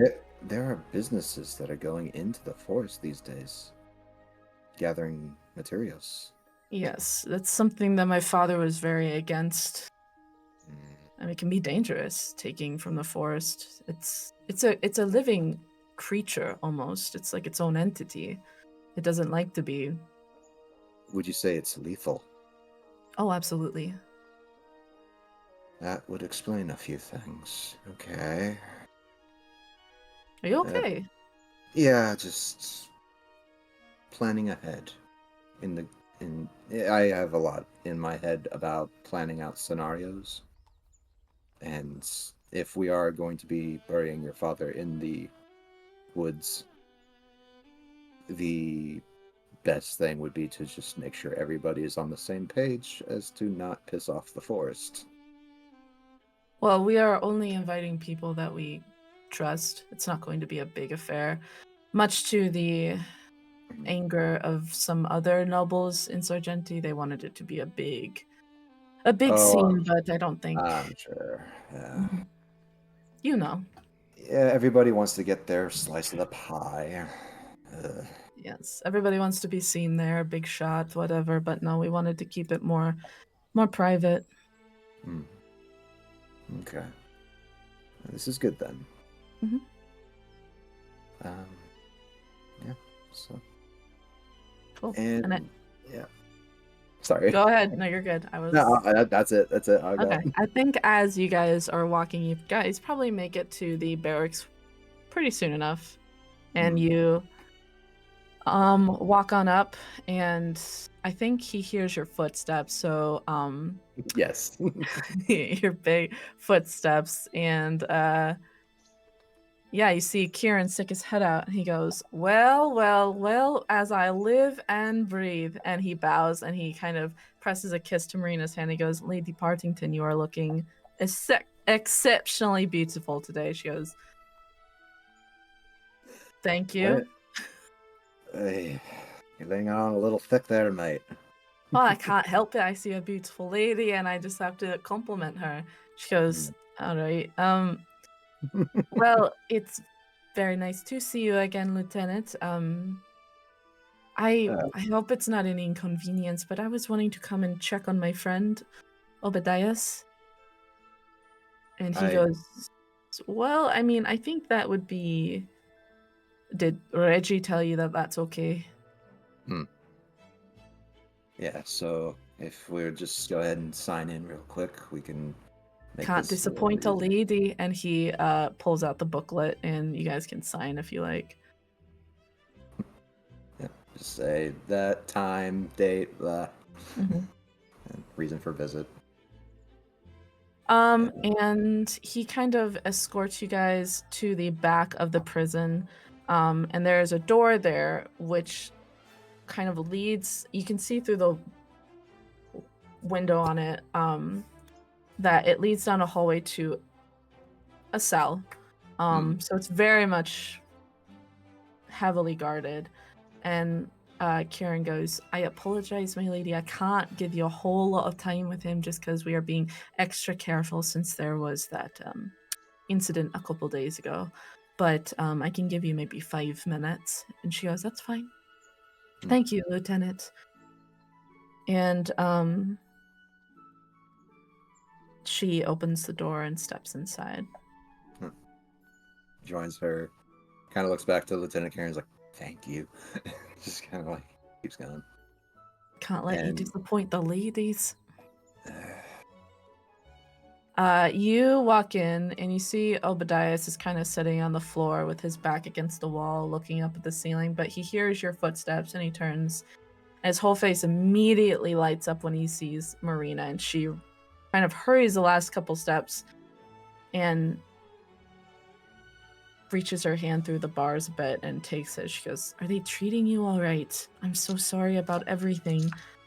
And he goes, no, it's perfectly fine, my lady. I apologize. I hope you didn't think that I did anything like that to your father. And she goes, I did not believe that for a second. I knew it was wrong. I'm just so sorry. How's your head injury these days?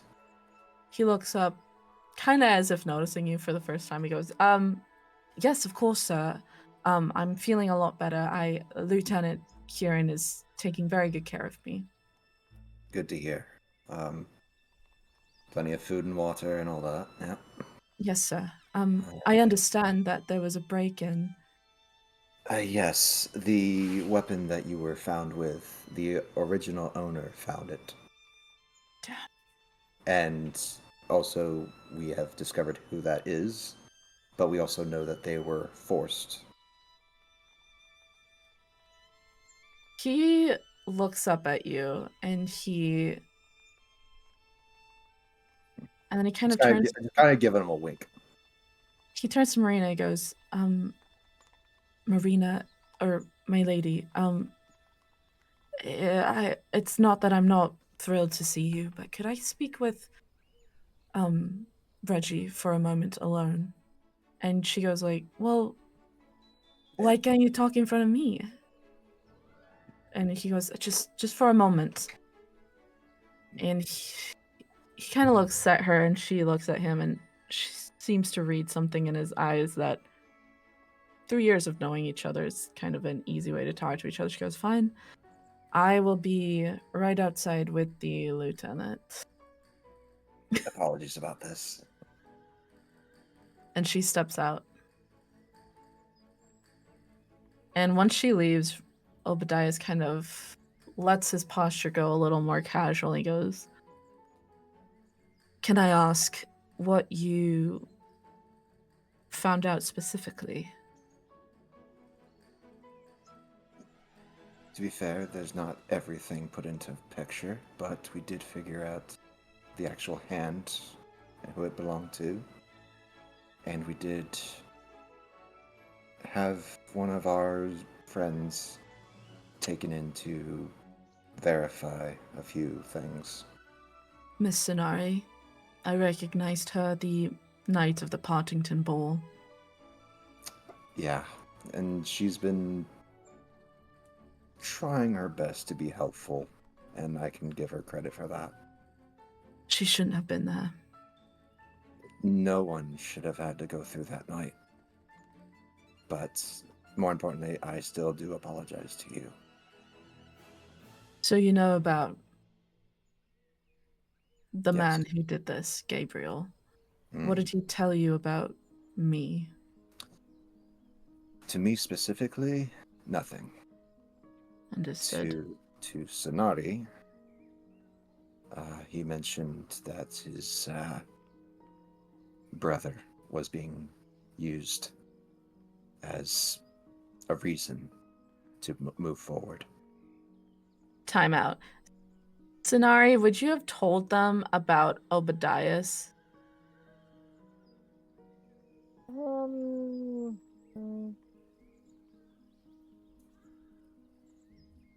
I probably would have mentioned that Obadiah's was associated with the eyes. Just so as a as a reason why he. Because I would have at least told Reggie. That's why Obadiah's ran after, because I knew that Reggie felt really guilty about what happened, and I didn't want Reggie to carry it with him. Like, it wasn't because of his order. Obadiah's would have followed no matter what. Because he's a member of the Eyes. And he's been a plant at the Partington house for years. Would you have told him that?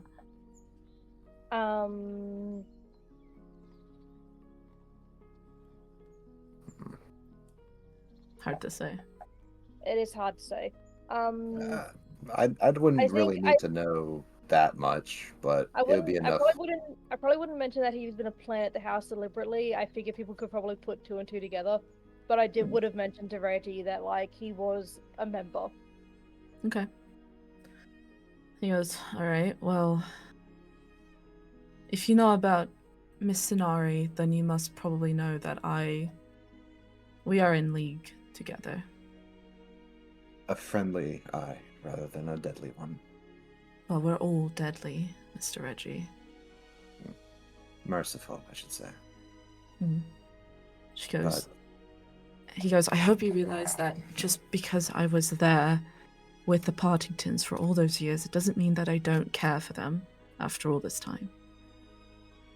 I do not doubt that, at one bit.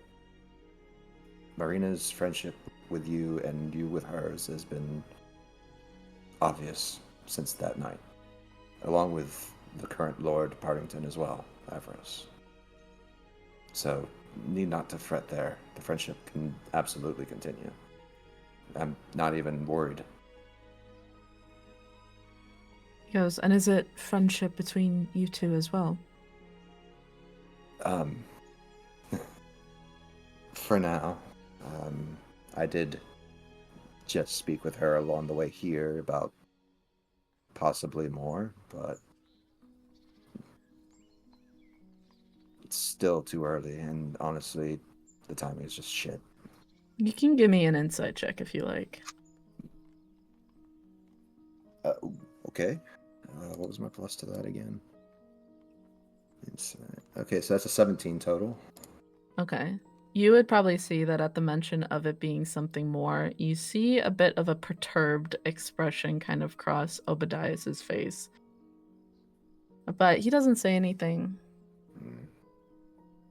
Yeah. And he goes, well, it's not for me to tell Lady Partington who she should or should not cavort with. He goes, I hope you realize that as angry as I am at Gabriel for being there without having the proper sanction from the eyes, I You're understand that he was blackmailed into this, and I do not mind being in the cell here for him, but do not let this information go to waste, is the only thing I'll say. Well, on that we agree. Well, For you right never now, know with wings, no offense. no offense taken. I understand how we usually look at the wings. And he's saying that as if he was outside of it.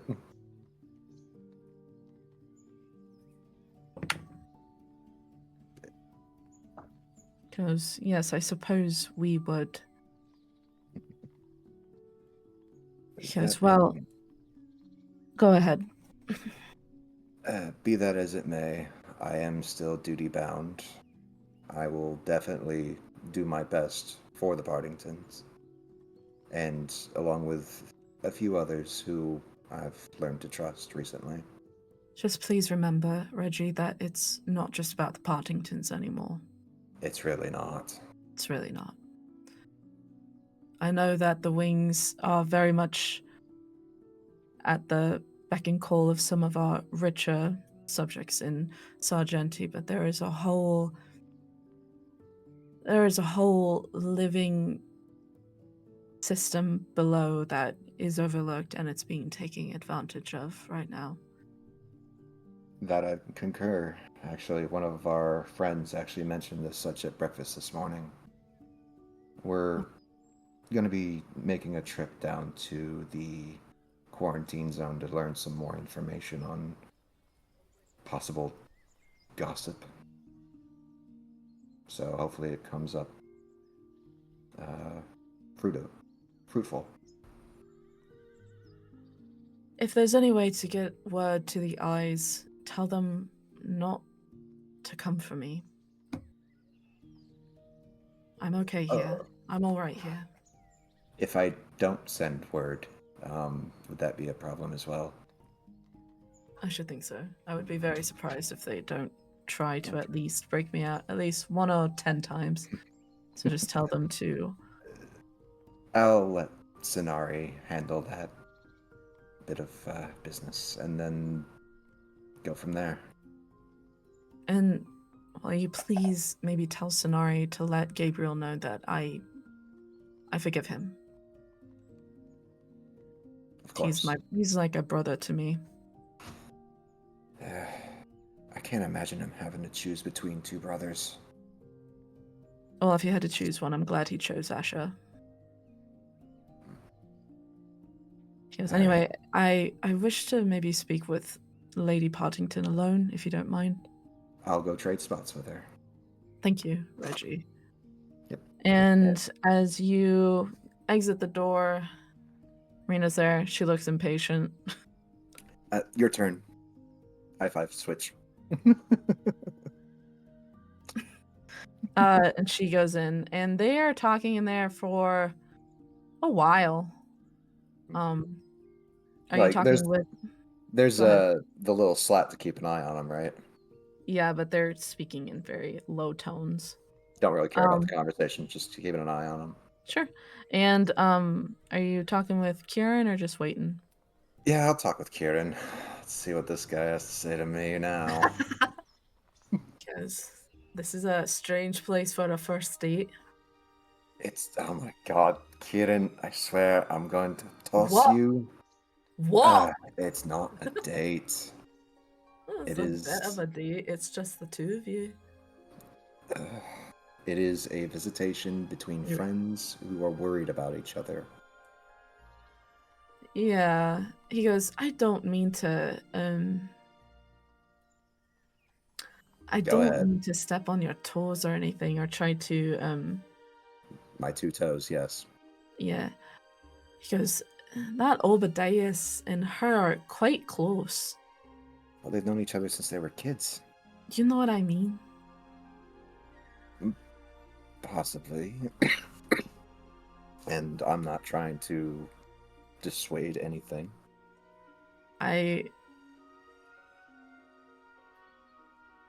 What did you think? That's nothing. I'm just a lieutenant. What would I know? I guess You would know more than I. from the way he speaks about her to me, it seems like it's not just friendly. Hmm. Hmm. Hmm. But who knows? Maybe maybe it's one-sided. Lord knows I've been on the receiving end of so many of those.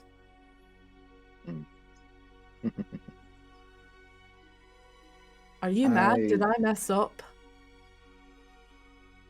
Kieran, you can't mess up. If anything, I did. Well, you don't know, do you? Unless you talk to her. Precisely. Yeah. No. I wanted to let you know so you weren't caught unawares. To be fair, I kind of put two and two together. Really? I didn't even know you could add. That's crazy. I know, right? I used to think 2 + 2 = fish. Couldn't. Right. At that point, it's a lighthearted banter at that point. Because, well, I just want to let you know that I'm always rooting for you, mate. I know you are. I wouldn't be here without you. That's accurate. That is actually very accurate. Because you're welcome, by the way. And then at that moment, the door opens and Marina sticks her head out. She goes, I apologize for the wait. Oh, no trouble at all.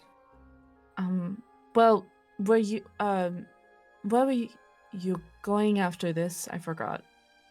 I'll be meeting up with the others to talk with Gaius's brother.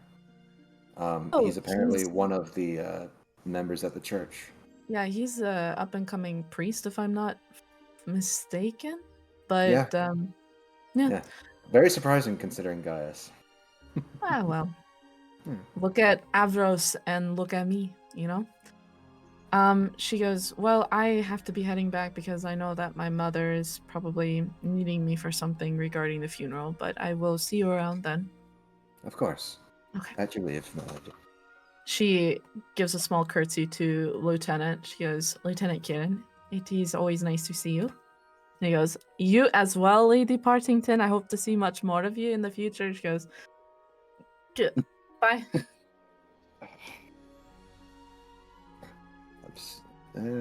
I commend your It's cold manners. It's cold manners. I commend your boldness, sir. You've got to be a bit bold with these high society ladies, otherwise they just kind of pass you by. It's true. All right, well, I'll take that into consideration. Oh, maybe not with her though.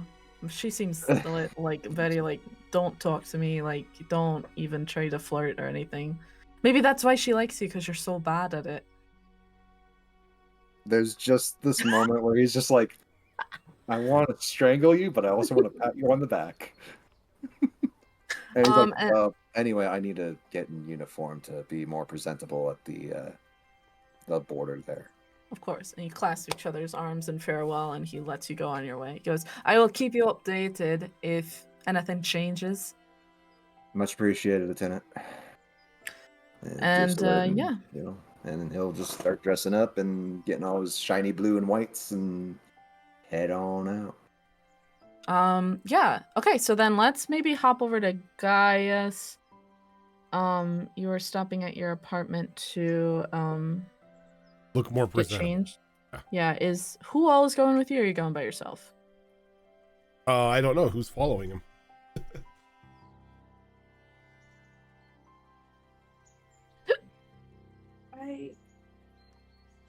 Yeah, I'll go along. I'll clean myself up in your bathroom as well, because I think that she still is in the clothes from last night and everything as well. Going to Maybe see the. he's got extra clothes. Do you happen to have any dresses? I mean, I could, she would probably clean up at the Partingtons if she needs a dress. I'm sure Marina would let her borrow one. Oh, absolutely. You could absolutely raid Marina's closet. Florence Yeah. would help you out with that if you needed. Yeah, so it's just, I'll do that, but I'll just go along for the company. If he asks, if he invites me. Well, Sorry, you continue, guys. Yeah, he pretty much opened it to anyone who wanted to go. Okay. He made it abundantly clear where he was headed for today. Okay. I mean, since we need to go anyway, might as well stick together. So now he lifts her head off the table and goes, I'll come along too. We know you need a chaperone. And then she just her head falls back on the table. Gently pats her head. She's dead. Did we say if we were all meeting up somewhere together afterwards? Because if not, then I'll just go with Gaius, because I wouldn't know when or where to meet up with everyone afterwards anyway, so. Oh, that's on you guys. Yep. Gaius' whole plan was to get dressed and then go right from there to the quarantine zone. I will go with you in that case. My business meeting can wait until after the quarantine zone. Great. Oh my god. Okay. As you guys walk up the street, to Gaius' apartment, Gaius, give me a perception check.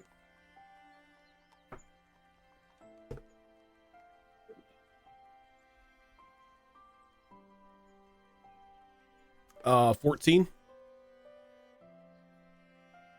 Yeah. You see kind of curled up on the front steps of your apartment is a figure in a coat. Can't really make out anything about them other than they're a woman. Oh. What kind of coat? A long coat. What color? Brown. Okay. Just making sure it's not the same coat that was the night before. It's gonna, that I didn't see as me, but still. Gonna tilt his Which head. one was that? Oh, while we were visiting the eyes, they saw Gaius saw a Oh, that was Headmistress No, Holt. yeah. No, this is Yeah. just a very normal coat, just like a Imagine the headmistress just laying So- about. So yeah. Gaius is on gonna your just front step. very stoop. very gingerly walk up the steps to where this person is and just nudge him with his the tip of his shoe. He's like, hello. And the person looks up at you, and it's the reporter from Sargenty and Idol who you slipped your address to. Oh. Are you okay, Oh. miss? She goes, oh yeah, is this not, and she reads off your address. She goes, you're Gaius, we met the other night? We did. Yeah, and you gave me your address. I did. Why are you camped out on my front step? She goes, I assumed that you wanted me to come over. Damn, dude, you forgot your hookup? That's just bad etiquette. He's like, oh, Go see your about The interview, right? I that? did not know that was going to happen last night. My apologies. I don't remember an interview. I just woke up from fainting and I saw that you had slipped your address into my sleeve. She looks around and she goes, "Oh, it's a party." Yes, This is awkward. I probably should have prefaced it. Well, please, Yeah. please. I'm heading out for a bit for the day, but please come So in. I can wait. Can I get you anything to drink? Coffee, anything? Oh, I'll take some wine. He goes, oh, yes. Come in. She looks at Maddie and extends her hand. She goes, "Hi, I'm Arabella." Hello, Arabella. She like takes the hand, and, like, but it's still like visibly uncomfortable. It's just like, what is happening? Your dress is so pretty. I'm Thank so you. glad I missed out on all this. I would I'm I so would glad tell you- I didn't miss out on all of this. I will tell you where I bought it. I would tell you where I bought it, but it's actually a lend from a friend. Well, she has good taste, and she kind of sits in and makes herself comfortable in Gaius' house. And she's just kind of standing there like, yep. Like, just hands himself, just not, it's like, okay, now I know not to touch anything. He's gonna. He like looks over at Matt. He's like, "You want wine too? You good?" I have a big day today. I just water, please. Perfect. So he's gonna get Arabella the wine and get Maddie the water. He's like, so Arabella, was it? Mm-hmm. So you're just out there all night? Is he like he goes behind that privacy curtain, he starts like getting changed. Because, well, when you slipped your address into my coat sleeve, I assumed that you had wanted to see me right away. And you know what happens when you assume. She says it like really low under her breath. She's like, "Sorry, what did you say? What? Did you say something?" He goes, No. Okay. you know, Sorry. there was something I wanted to pick your ear about, but you know, you had unfortunately fainted, so I slipped you my address. I honestly did not expect you to arrive so soon, or I would have made plans to be here. She goes, "Wait. This is about the article?" Well, yes. What did you expect it was? Well, I just figured if there was anything article worthy to talk about, you would have talked about it with River. No, I wanted to talk Oh. with you. But you were like... She stands up, she looks really flustered. She goes, I felt like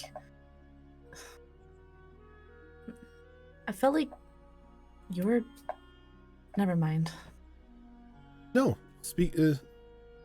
As he's gonna. No, I'm embarrassed. he Like, come- I he thought come- you were wanting me to come over to your house and spend time together, and now I feel stupid. So he comes out from behind the privacy curtain, and he looks like completely different now. He's like in a very formal, like almost like naval looking uniform.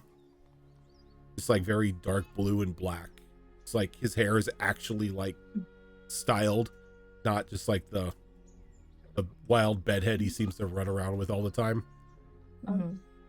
So Mandy says, given his reputation, it does kind of you do kind of come across that way. My again. And you were Everybody. like, you were really flirting with me during your performance. I guess I thought,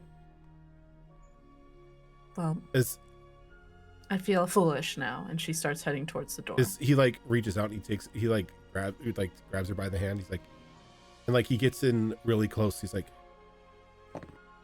there are things we do need to discuss, but it's not something discuss in company.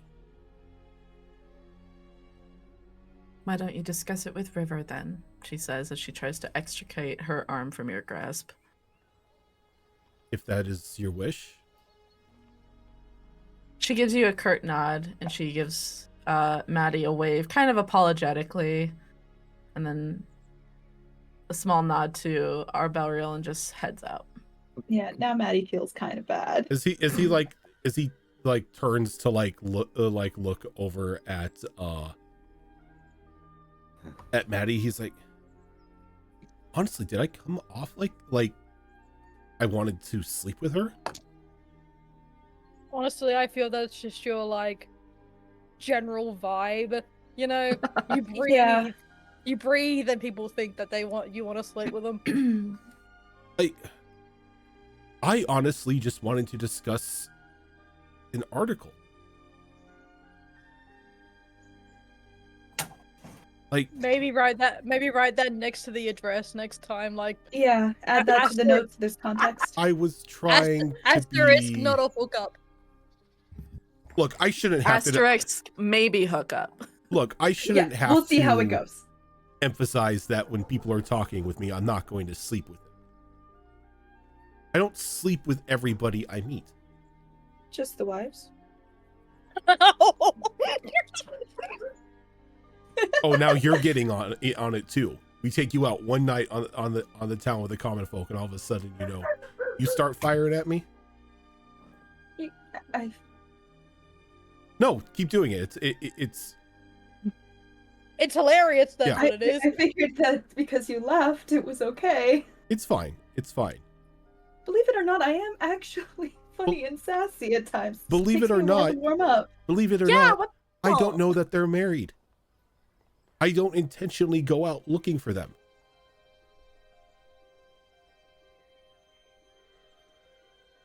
Anyway, let's go talk to my brother who has a stick up his ass. As we're walking, Maddie wants to bring up the note, like the letter back. Being like, okay, so my parents know that Sonari, my mother is very excited to meet you. And she says she has a surprise. I'm sorry, go ahead. You said that she's excited to meet me, first time for everything. She's happy I have a friend. No. Just let them, don't let them catch you breaking into their secret files. She did also mention that there was a surprise for me. I have no clue what it could be. So, I assume that, I should just expect it to be a surprise for everyone. Maybe it's a cool knife. Most surprises I get are cool knives. Sometimes they're thrown at me. That's a double surprise. That's definitely one way. The most knife that I've gotten turned out to be a letter opener. So don't diss letter openers. Those fuckers are sharp, and no one likes getting one in the eye. For reasons that I don't. Yeah. Well, nobody likes getting any one of those anywhere. I mean, like you said, they're sharp. Yeah, but people freak out when you threaten the eye. Extra freak out. They get a little bit of extra panic in there. Why do I have a feeling that this conversation is just going on as they're walking down the street? Oh, absolutely. She's she doesn't care what you guys are doing. She doesn't stop walking. Tamari doesn't like really sitting still too long. She'd run in circles if given the chance. Yeah. Golden retriever energy. Let's get this over with. As soon as can I assume that Reggie, you kind of meet up with the group? I would assume that I would at least get to the barrier area, because I would assume that's a known location, and just kind of traipse a small portion of it, just trying to wait, because he's a marching boy. What can you say? Yes. Okay, cool. Oh, I'm sorry. I have a question. Marina's not there, right? Marina is not there. She went home. Okay. Just confirming. Also, question. What's your question? Would we have walked past the newsstand on the way here and seen the Oh, yeah. trashy TMZ magazine? Absolutely. Yeah, Yeah. I'm turning up reading it. You're reading it, and the article. I absolutely stole it. By the way, I didn't pay for it. I snatched it as I walked past. Sunray doesn't pay for shit if she can help it. Maddie just leaves something. She's like, you can't. I love you.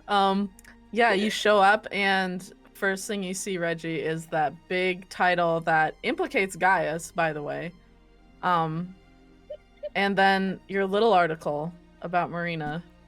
Which one are you reading, Sonari? Well, Gaius's big one probably, like, you know, it probably got my attention first. And then I started reading that, and I was like, well, that's just incorrect.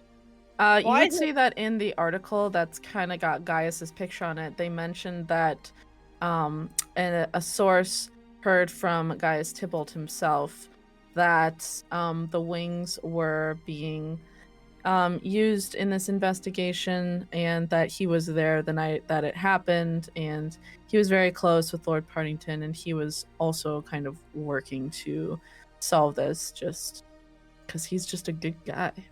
Just how it was kind of being painted, like sort of a detective-esque person.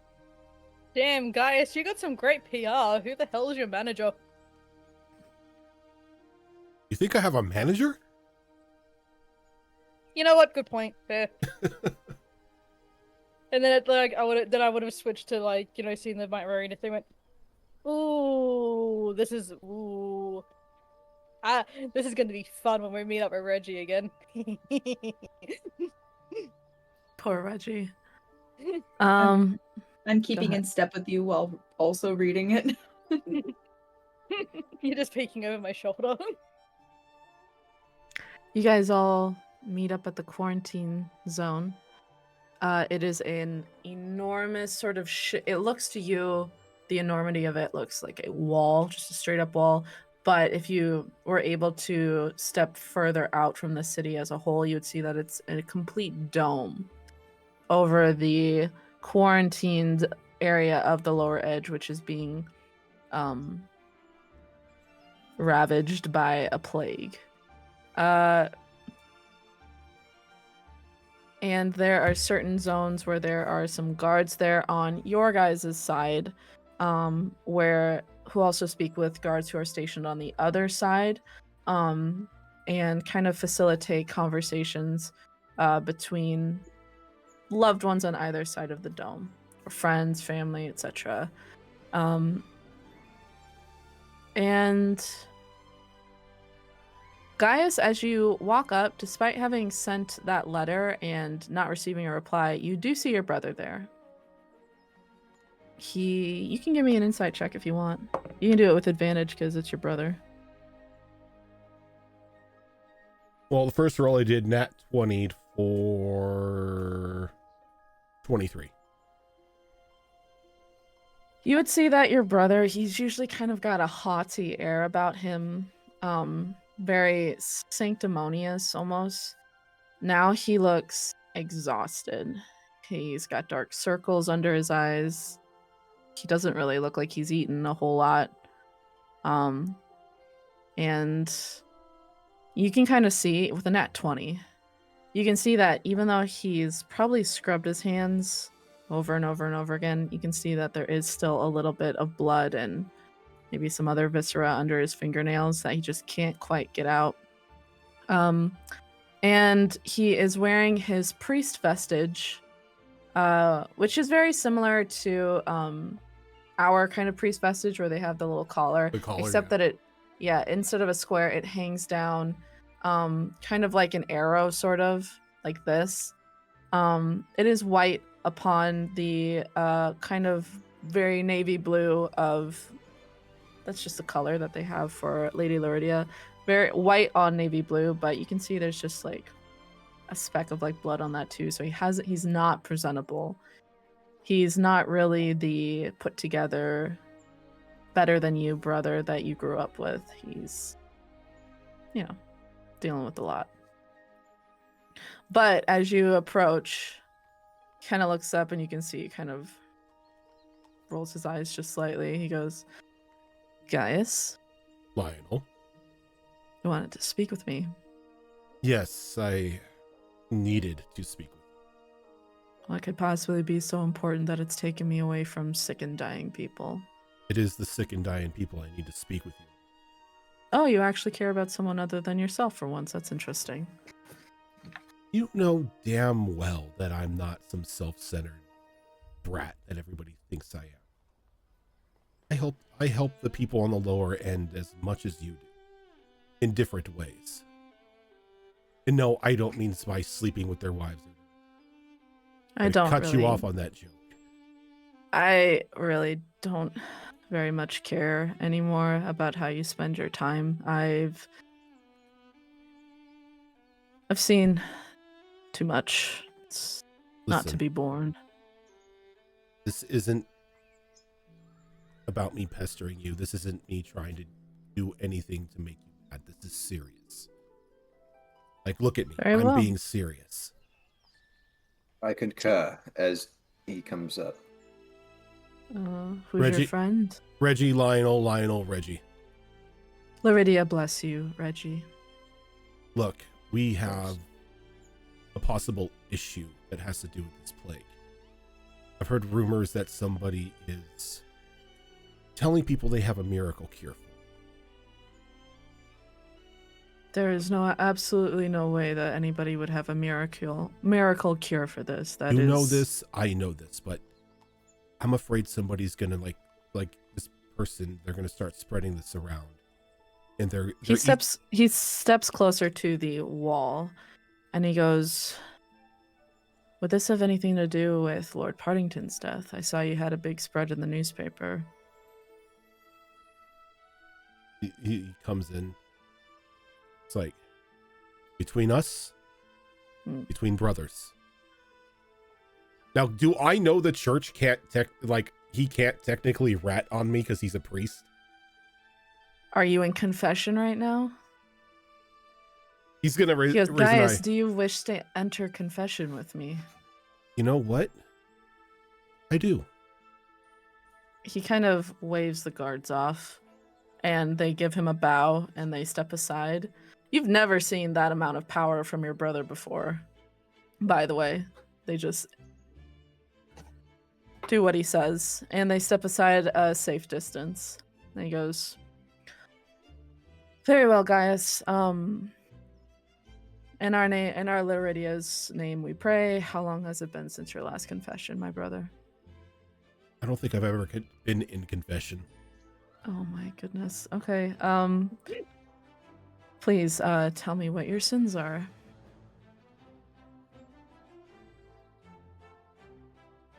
We're not getting into that. As he just smirks. We don't really have have the time to time. get into that. No, we don't. Because what But you I consider a have to sin and what say I that consider a sin. We Vastly Oh different. my lord. I have to say it that way, otherwise it's not true confession, Gaius. Sure, that's how it works. But to your Enumerate question, your sins. Just tell me what you want to tell me then, and I can't tell anybody. just, to answer your question, yes, this has to do with the party. I figured as much. We I've never have- seen you with so much newspaper attention before. Look, I didn't know I was going to be put in the newspaper. I did a performance and I was trying to get information from, the biggest gossips in the city. And apparently they... How did you get embroiled in this? I was there. I saw Lord Partington die. I didn't even think you would actually show up to that party. No, Lord knows I couldn't because I was guilted into it because Gaspard could not make it. So, despite my objections, Mother got to me, and well, I figured, okay, why not show up for a little bit? I've admired Lord Partington and his work for the people, so it wasn't like we were going to go to some stuffy affair. But Because, well, what do you wish to tell me? there's an individual somewhere in this city who is promising a miracle cure to people. for the plague that is going around. And he's using it to get, or they're using it to get what they want. What do they want? The sense it was Lord Partington's murder. I don't know if anybody else, any of the sick here, have mentioned anyone coming to them for about a miracle cure, but He as goes, this spreads, if you knew how this illness progressed, you would know that they are not able to really say anything. any of their family members who are on this side of the fence, It spreads very quickly, and family members, if they are caught in quarantine, they're told to stay away if they're not already sick. So it's like a quarantine within a quarantine, which is very fun. so anybody who has sick would likely have infected the others around them. It's hard to tell how it spreads.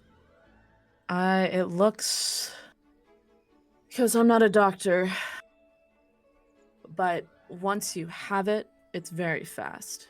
But it seems to be triggered by something. I don't know. We have people showing up with almost like various stages of it, but I can't make heads or tails of it. As I have conferred with the elders here, I've talked with Father Valentine. If he's as befuddled as I am, I don't know. The illness, he goes, I'm sorry, You look like hell. When was the last time you slept or the last time you ate?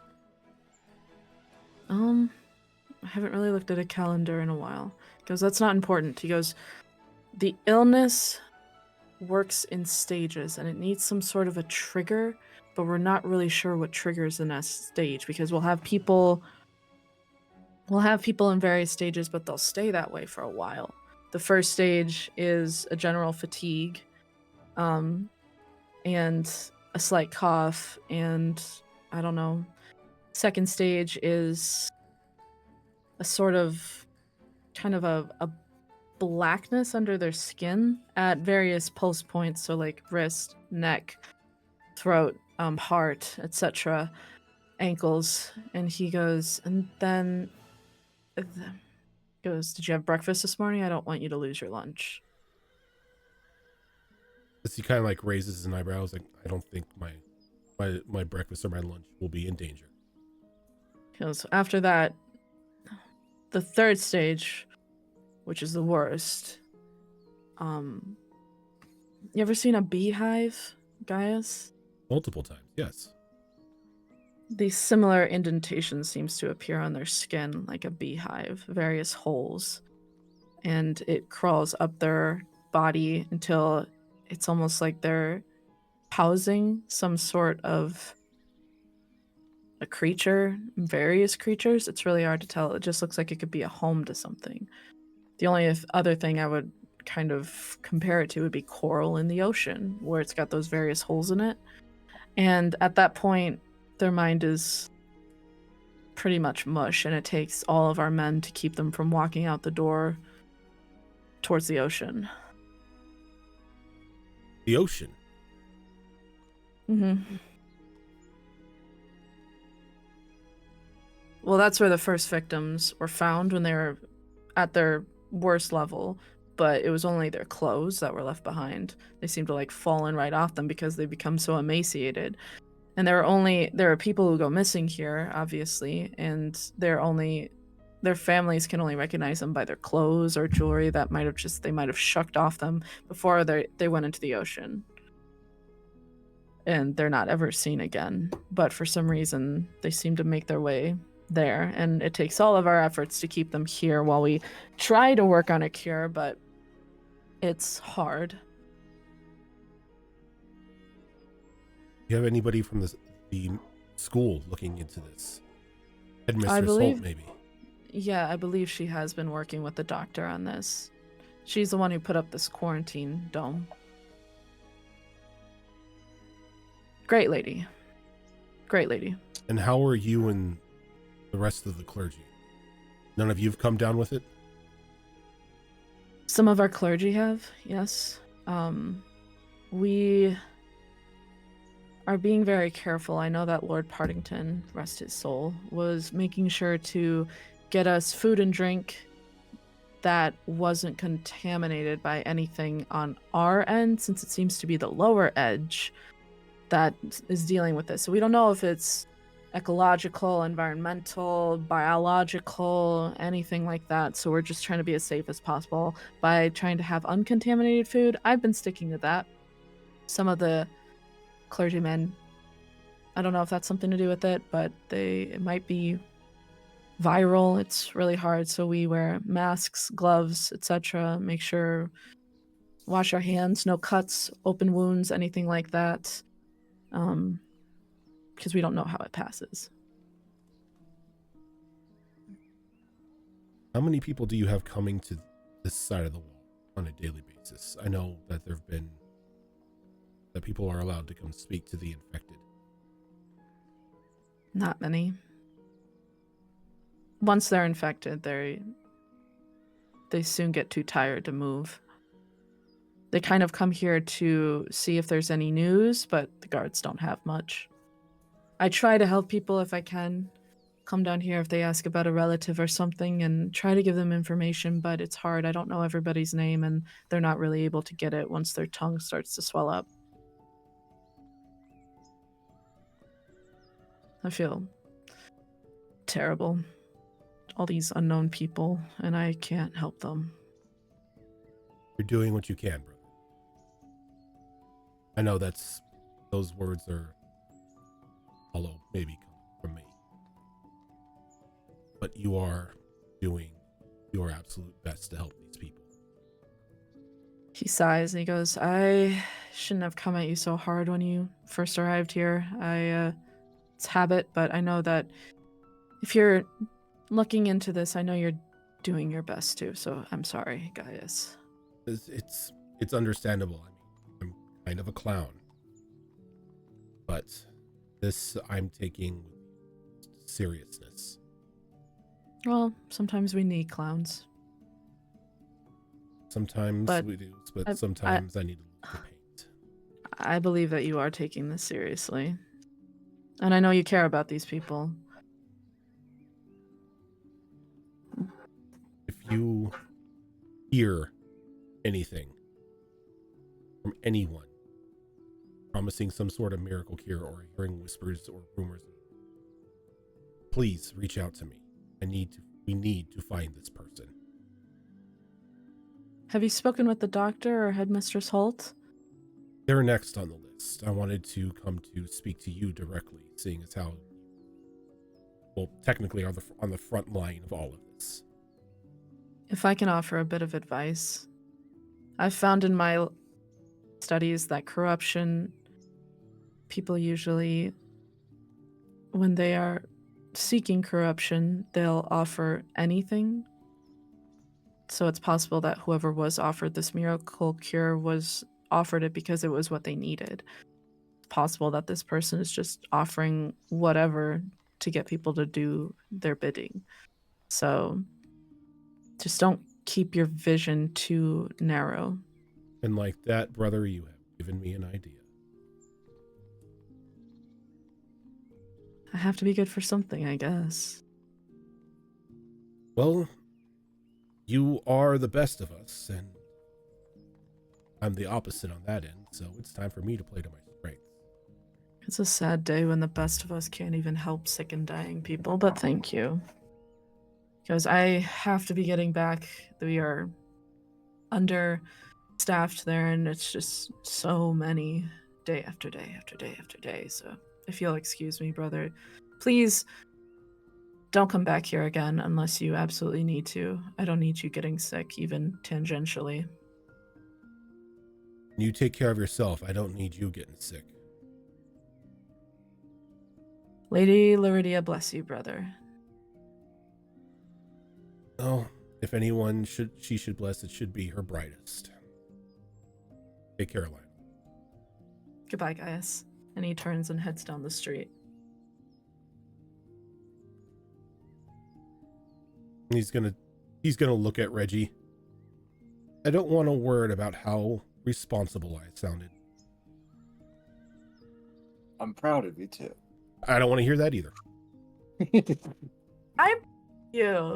As he's like, you may be proud of me, but I just came up with a devious plan in order to uproot our Am I mystery. needed?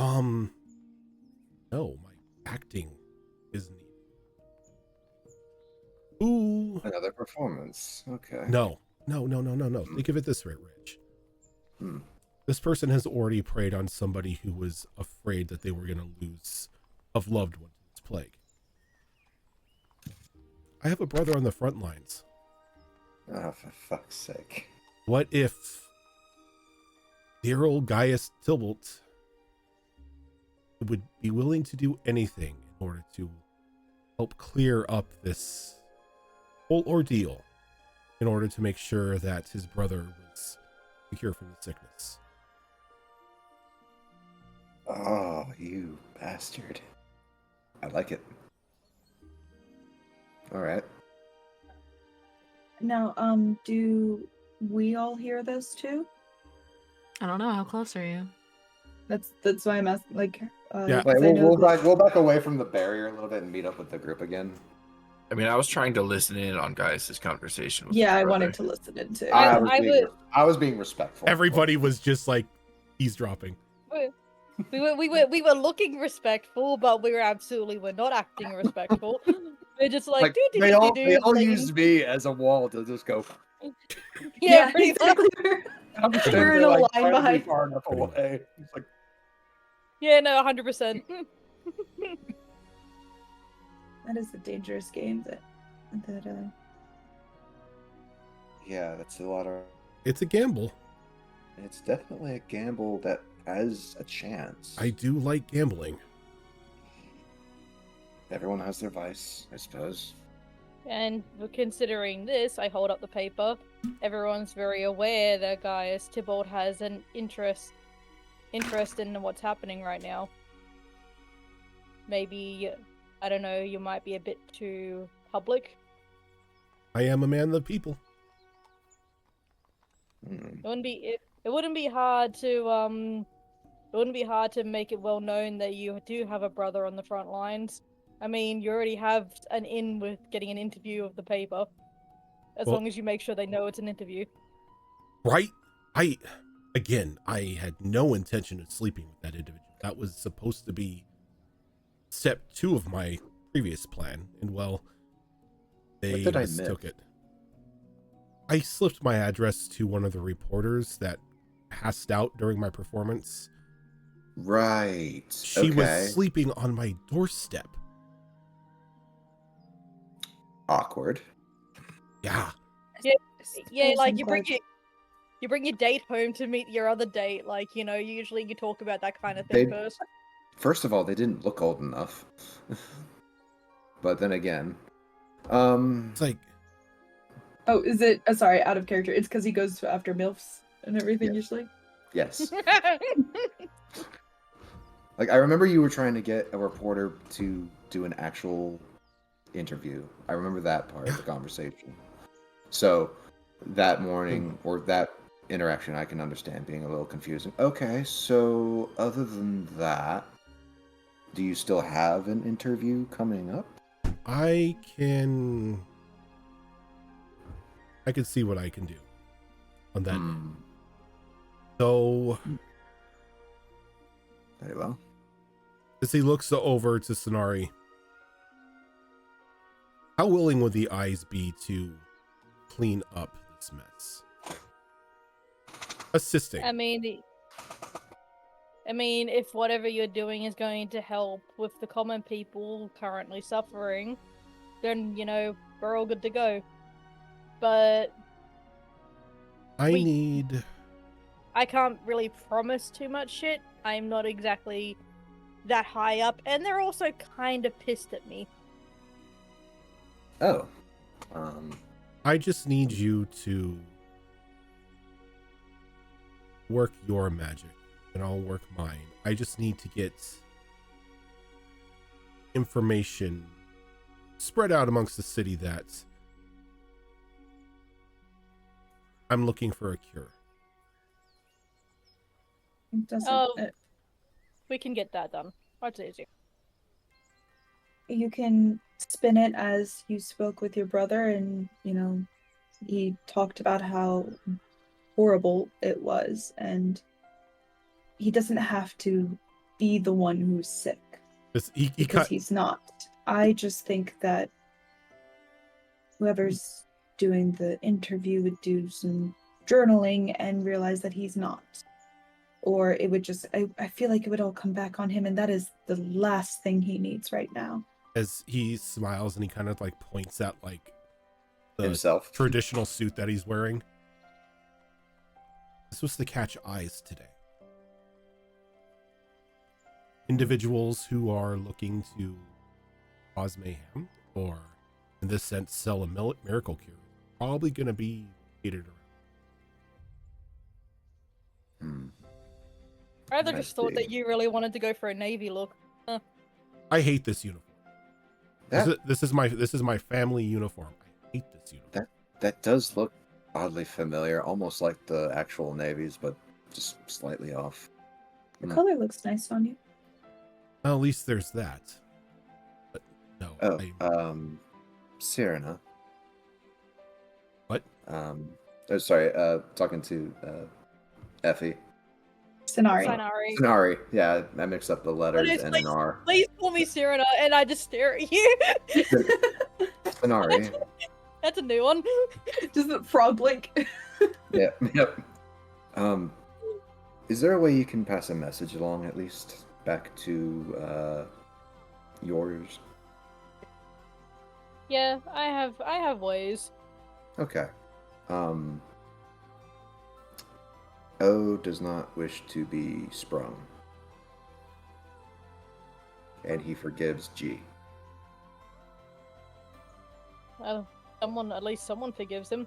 All right, I can pass on that message. Yeah. Doesn't mean that it's going to be Well received. Received. Well, but at least it's there. Yeah, that was O's request. Yep. So if we're going to be passing on the thing to guys and stuff, I know exactly who to speak to, so I can pass on the message to them. Sounds good. All right.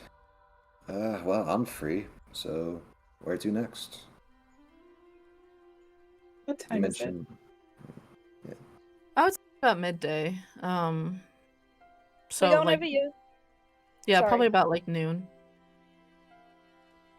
Hey, that You dinner got with plenty parents of tonight? time. Yeah, I would say that depending on things go, dinner might have to be pushed to the next session. I figured. Yeah.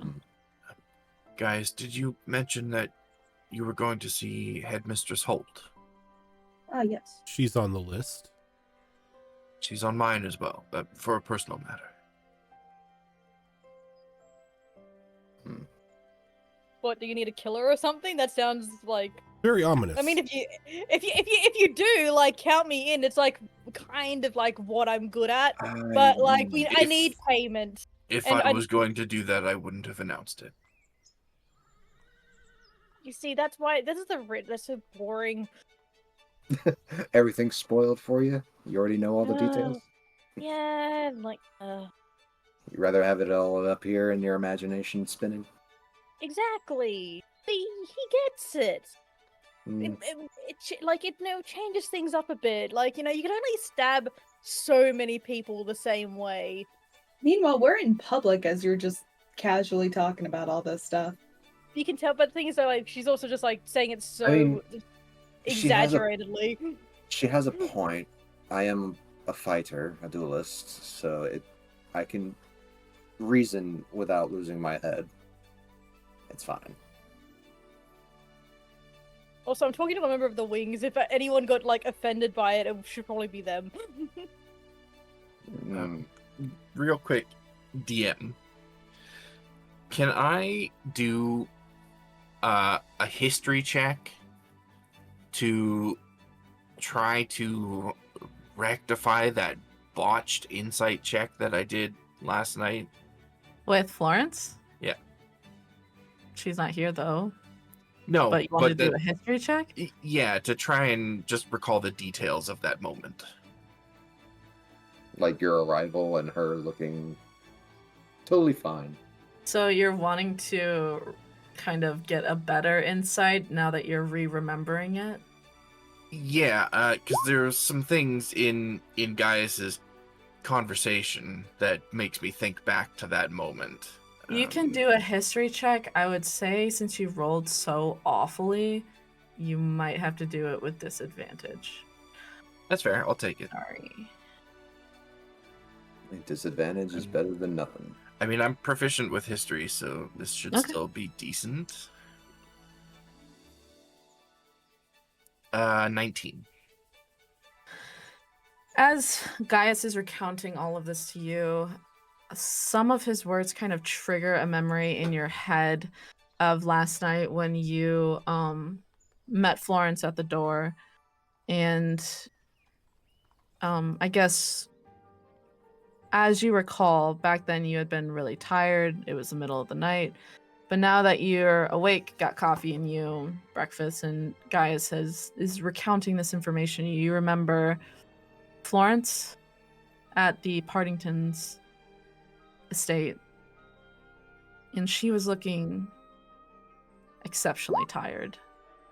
And she even turned her head to the side and coughed a little as she escorted you to your room. Okay. Noted for later. I, as the player, want to be a little more urgent about this, but in character, noted for later. Okay. So where are you guys going? Let's see. Do we want to visit the doctor, or do we want to visit the headmistress? Are they at the same place?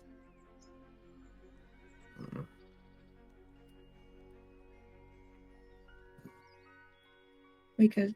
You would probably know Reggie and Gaius and Sonari that Homily Gusford actually has her own practice that she works out of as like a mini sort of clinic.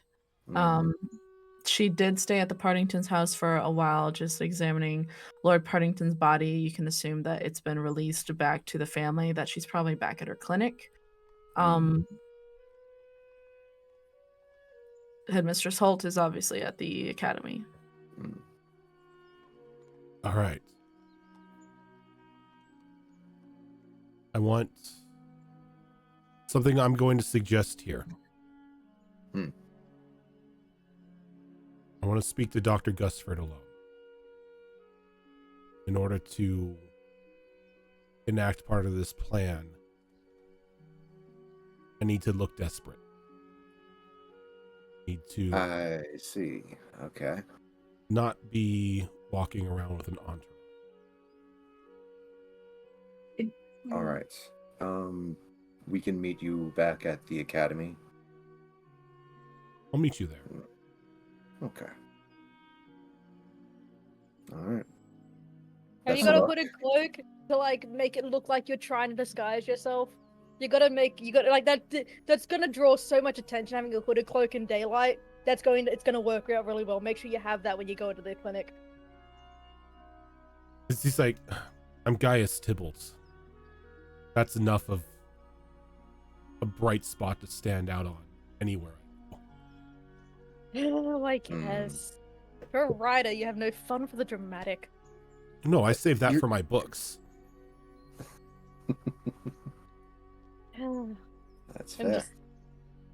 And she's like, if you're gonna go off on your own, I'm gonna have to go and meet my contact. How exactly do you want me to like? Give me the top 3 important information you want to be spread.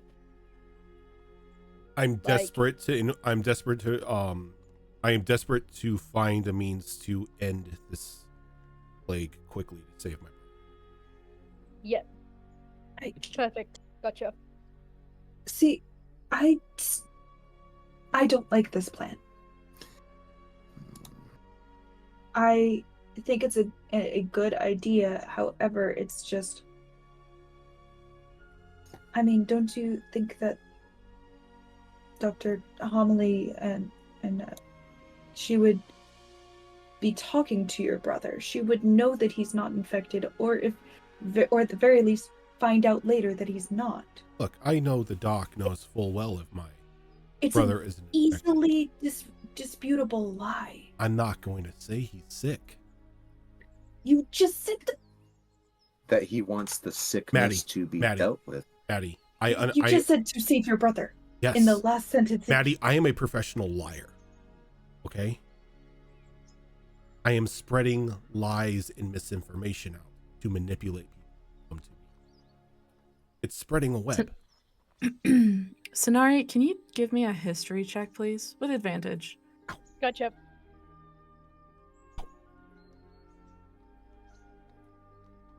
Advantage. Oh. Okay, that one's so much better. The first one was a 2. Advantage gave me 19, so 19 plus whatever my... 19 is good. Yep. I would say that from your conversation with Gabriel, it seems that this mysterious figure was seeking something that Gabriel could give them, which is why they offered that. And you know that from your history with the eyes, assassination is not like a new subject or anything. People get contracts for it all the time. But the eyes are able to turn someone down, and it should be no problem. If they had either offered a cure, even if it was a lie, or threatened his brother, it must have been very serious, and this was something that this person clearly wanted.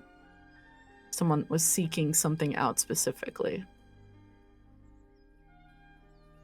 I'm also thinking too about the conversation with his brother, saying to not narrow your eyes too much, essentially. Like, don't Cast a wide net. Yeah.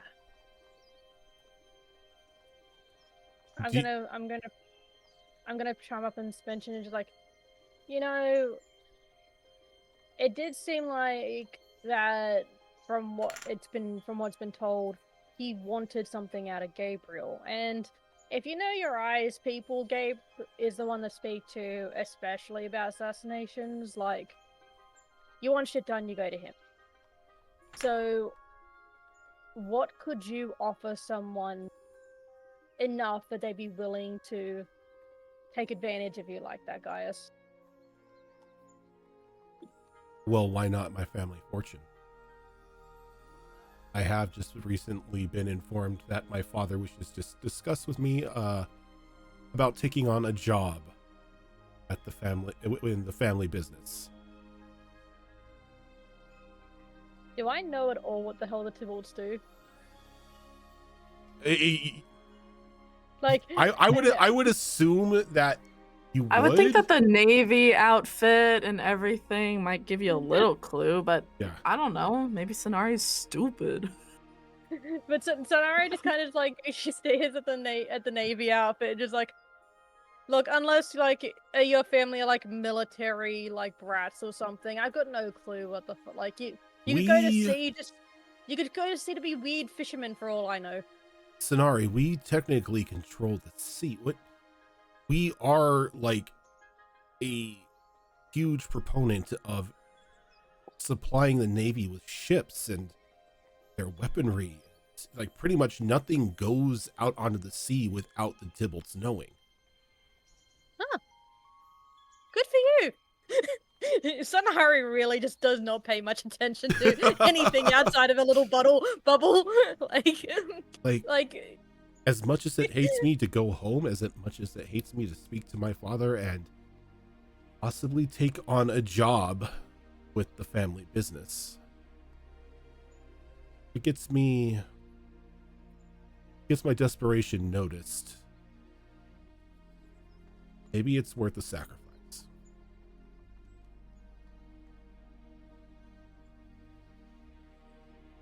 Hell, at the end of it, I could just quit.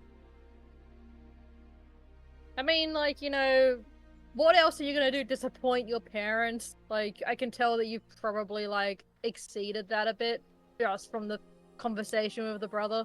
So I don't know how much you have to lose if you do that. Honestly, I doubt my father has any opinion as to what I do on either side of the coin. My brothers, on the other hand, they try to keep me in line. Well, two of them anyway. The other one encouraged me. But that's neither here nor there. Siblings are weird. Fact of the matter is that I can play my family's power as a means to possibly getting at least an audience with this individual, whoever he sends. How about we find out what this job is first, and then we can exploit that on top of it. Good So make idea. sure we make it. Yeah.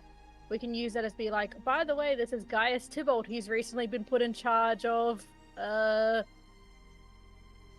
managing the secret kraken that like lives beneath Sargenty. Yeah, roll with me on this. Like, you know, who knows who might want the access to the secret kraken below Sargenty? So, like, you know what you can get what I'm saying. I want to make it clear there is no secret kraken below Sargenty. You don't know that god. There is no war in Ba Sing Se. There is no war in Ba Sing Se. Okay, what are you guys doing? He's like, that's a good point. All right, so let's flip the script a little bit here. You still delivered the message of desperation to the eyes. I will pay my family a visit to hear about this job, and then I will go see them. Good idea. Anyone else want me to pass on any messages to the eyes before I go? Like, you know... Are Reggie, you you shouting got some- this in the street? I'm not shouting. I'm not shouting it to people. I'm just naturally a loud person. Effie is a loud person, not Sinari.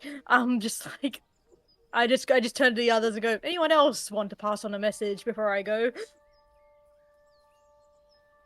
I would say No. thanks for not killing me, but they still might, so. That's true. That is true. I will try not to. Oh, kitty. I will try not to. And you know what? No, try. I'm not gonna let that happen. But, yeah. So, I'm going to dip. And, what time is dinner, by the way? 7. 7? Gotcha. I will make sure to be there 6:30. around. There will be an attempt. Arrive early. There will be an attempt. Dinner is at 6 now. You have to be here at 6 for dinner. But in out of character, it's absolutely at 7. She says 6, so that way they'll get like... Yeah, I can tell. I'm just like staring at her going, you underestimate how much I don't pay attention to the time. If I make it there, if I'm making the effort, you should be glad. I am. I just don't. If you arrive late, it will paint you in a bad light, and then my mother will be very unhappy. Your mom won't be there. She'll be out shopping with her bosom friends. Yeah, remember That's true. that she's It's true. being sent away because Gaius is going to be there. Well then, my father will be unhappy. But whatever. Gaius, Oh no! I'm disappointing an old white man. What a shame. We're trying to steal records Also, from his they're tieflings. Oh my god. I don't think it's going to endear me to him any even more. Listen, I will be there, and I will do my best to not piss off your dad until after we get up what we want. And then I just turn around and leave. Afterwards, fine. All right. I got to get you guys organized. Gaius, tell me where you're going. No more. Going home. You're going home. Reggie, where are you going? That's it. Going to the academy. Okay. Madeline, where are you going? Just that. I'll go to the academy. Okay. Arbelriel, where are you going? Keep it brief. Academy. Thank you. Sonari, you're going to the eyes. I'm going to the eyes. I'm going to find High Song. All right. Let's split. Everybody. This is why hands mom in. and dad drink. Murder Is on it- 3. Murder on 3. 1, 2, 3. Murder. Murder. Is this a good spot to take a small break real quick? Yeah, really quick break because we've only got until we got like Right. a little less than an hour left. So Okay. really quick, 5-minute break. 5-minute We'll break. be right back. Okay. Bye.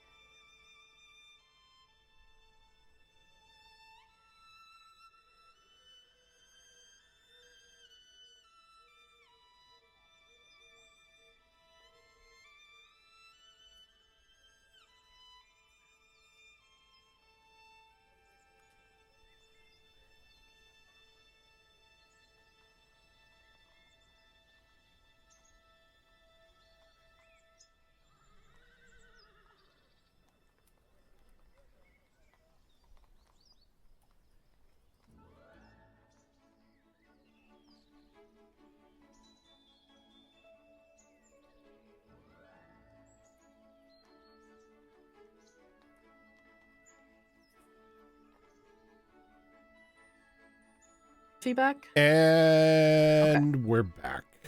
Let me turn my camera. Hello. There we go. Now we're fully back. Yep. I think Reggie wanted to. Yeah, I Go ahead. just sent a message on Discord through our public chat. It's like, would that be cool? Would what be cool? Changing destination for myself from the academy to back to your pad. My Or pad? you needed it. Are you heading home, right? Or are you? Oh, you're going to Family your home. He's Yeah, not he- going to his apartment. Never Yeah, mind. Never yeah, yeah, mind. yeah. I forgot. Yeah, you said home, and I was like, wait a minute. No. Which one did you mean? Okay, He- never he- mind. He's going home. Home. Gotcha. All right. Home, not apartment. Yeah. Fair All right. enough.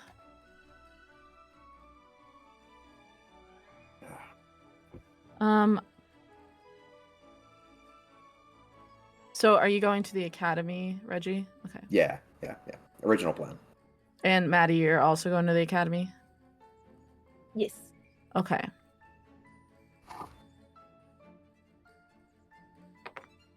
Okay. We'll follow to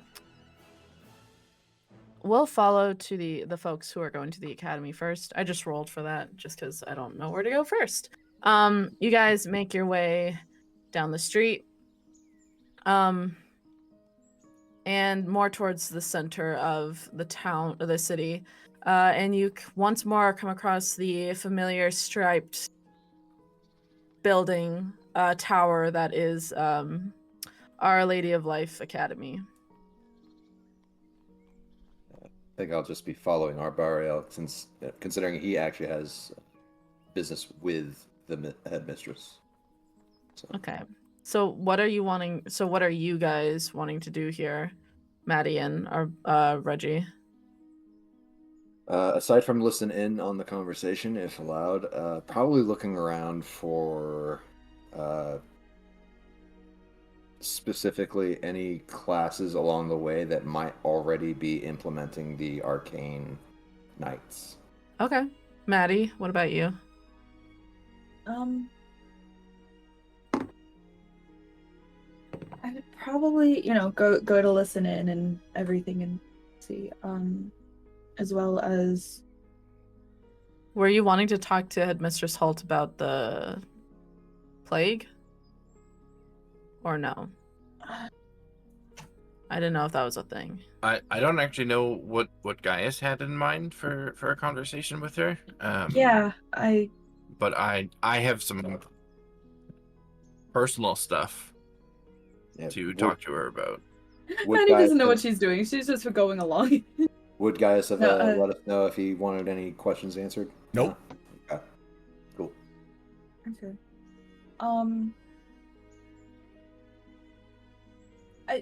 I don't think Maddie got a chance to meet Headmistress Holt because she didn't go to visit her last time. No, you So didn't. she'd probably go and she would be interested in possibly, like, she is interested in learning more about magic and everything because she is magically inclined, and kind of homeschooled and everything. So I don't know. She's just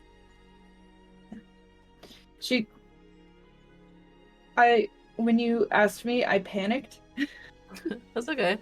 She kind of wanted to go home to see about the surprise that was waiting for her, but I don't know if I didn't know. I figured he didn't want us to be that separated. Probably not. So she just went along the ride. Yeah. So she's just going and everything. Okay. So, Arbariel, you make your way to Headmistress Holt's kind of office where you last saw her. As you open the door, it actually opens before you, and a bunch of kids swarm out, and the bell rings above you guys. Class is over. They're going on to their next one. So you wait for about 15 to 20 students to make their way out of the room. A lot of them point at Reggie like, oh, there's a Minotaur. And then you peek your head in and you see that Headmistress Holt has her back to the door, and she is kind of erasing the lesson that they had been doing on the chalkboard, and then it's like kind of 3 chalkboards, and then on the opposite chalkboard there's actually an eraser moving by itself to clear it out. So I will give the door frame a knock to announce my presence as I walk into the classroom. She doesn't turn around. She goes, is that Master Sargery in my classroom again? And she turns around, she goes, don't mind me, I can just sense. It's a very keen ear you've got. You might call it that, yes. Sure, let's go with that. I don't mean to intrude if you're busy, but I was hoping to actually speak with you if you have the time. I can always find time for you, Master Sargery. She looks and she sees Maddie and Reggie. She goes, one of you I already know, but who are you, my dear? And she holds her hand out for you to shake. She shakes the hands. Maddie, Fitzgerald? Could you give me a perception check? Yes, I can. Just give me 1 sec. I accidentally closed out of the tab that had Roll20, so I have to open up my thing again. Do-do-do-do-do-do.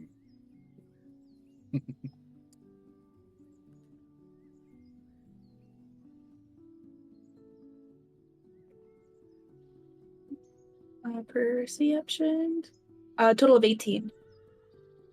Okay. As she takes your hand and sort of squeezes it, it's a handshake that lasts a little longer than usual.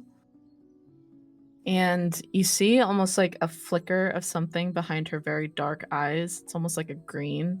And you feel kind of a coldness emanating from her hand on that handshake. But as she kind of unsqueezes your hand, her hand goes back to a regular warmth. I And she have a kind of... question. What's your question? Sorry.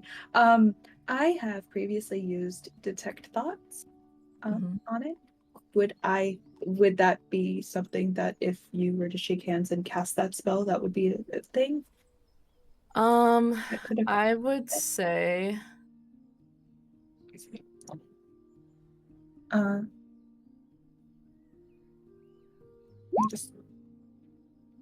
it doesn't. Okay, it doesn't seem to be that exactly, but I feel like she's doing something. she gives you an almost sympathetic look as she lets go of your hand. She goes, well, very nice to meet you, Maddie. How can I help you folks today? I hate to rush you all out, but I do have a class starting in about 10 minutes. Well, I'm not sure if that will be enough time. That's really dependent on what you have to say, but I was hoping that I could perhaps speak to you about a private matter. And as he says that, he pulls the lantern off of his belt and places it on the desk. Oh. You do this in front of Reggie and Maddie? Yes. Okay. She goes, may I? By all means. She picks it up. She looks at it. She goes, I was wondering when you would come and speak to me about this. Is it all right to speak freely in front of your companions? Oh, no. He turns to look back at them. May we have the room? Of course. Okay. Just kind of goes out the door and just kind of closes it. Okay. I believe Reggie is harmless, but he is part of the wings. Oh, don't be too hard on them. She goes, what can I help you with, Burial? I find myself being the subject of his eyes more than I wish to be. I understand. She goes, and I suppose you were seeking a way to go about your business without his constant gaze on the back of your neck. More or less. I don't know what's possible, really. I kind of figured that this would be impossible. But when we last spoke, you... Nothing is impossible, my dear. I promise you that. She goes, I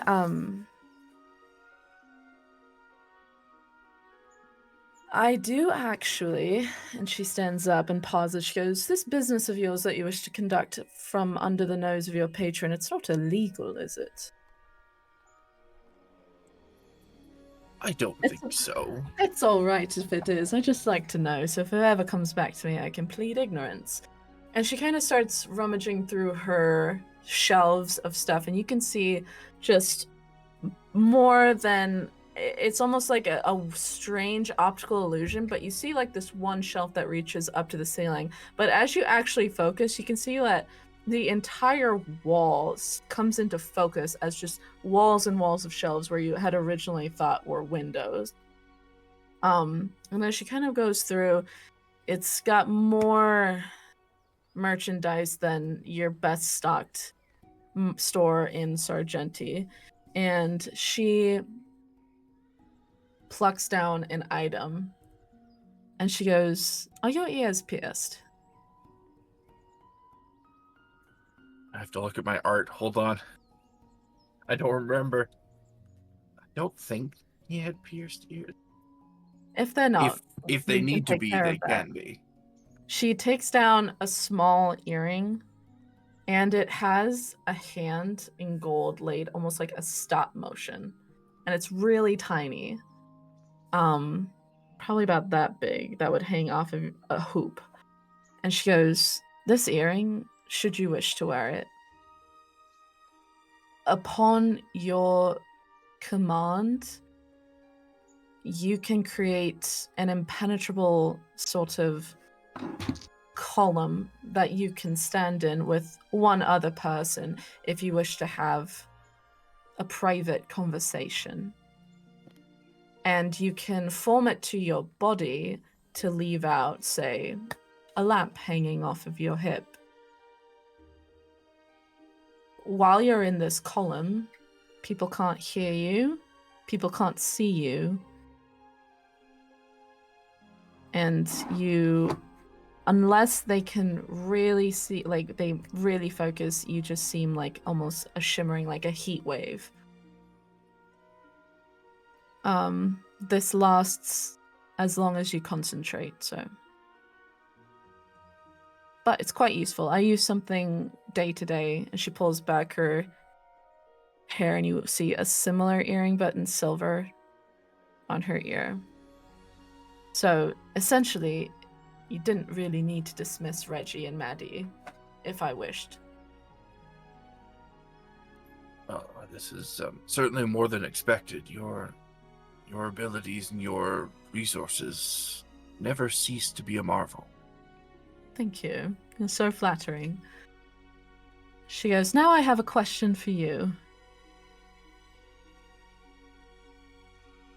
Am I to understand that Gaius, and perhaps by extension you, are looking into Lord Partington's murder?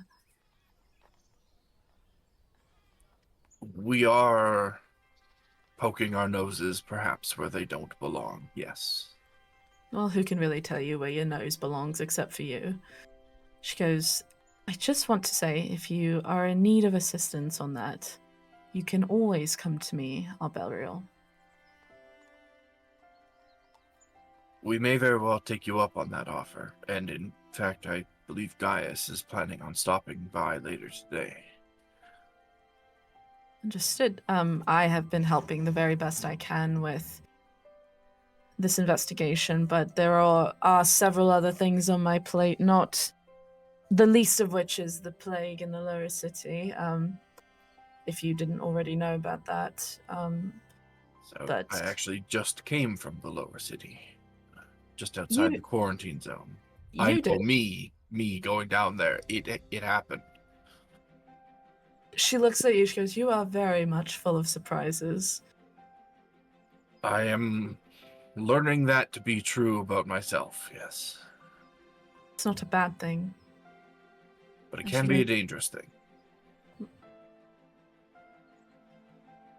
She goes, well, I'm sorry that your ears aren't pierced, but I promise you, if you're wanting to have a bit of privacy, that's the way to go about it.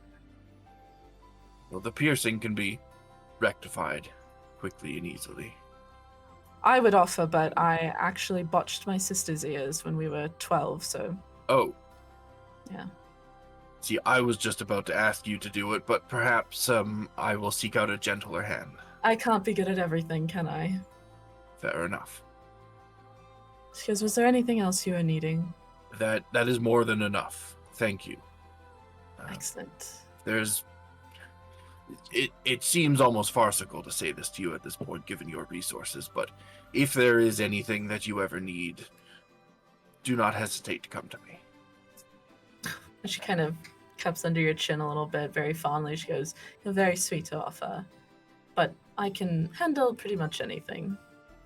As I'm learning, yes. She goes, do you know about what time Lord Tybalt will be making his way down here? It's a long day.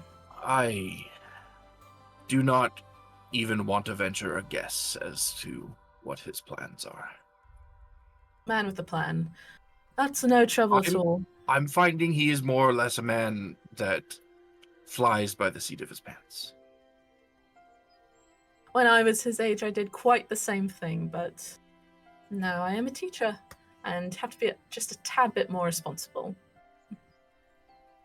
Well, if it's not a bother, my companions and I may just meander around the campus until Gaius arrives. if Knowledge that's is all right. open to everyone, so please, if you have any questions, you may absolutely speak with my teachers or myself. I do very much enjoy talking with you, Our Burial. And you. Thank you again. Of course. And she waves her hand and the door opens for you to see Reggie and Maddie standing on the other side. We're just like huddled playing cards over like one of those little Yeah. like standby tables. Like, oh, right. Hello again, Is that- Reggie. Hello. We can pick up later. And just kind of puts his hand down. Just a quick administrative question from myself. My least favorite sort of question, but go on. Who would I talk to in order to figure out how to do this scholarship? Marina, I thought we spoke about that.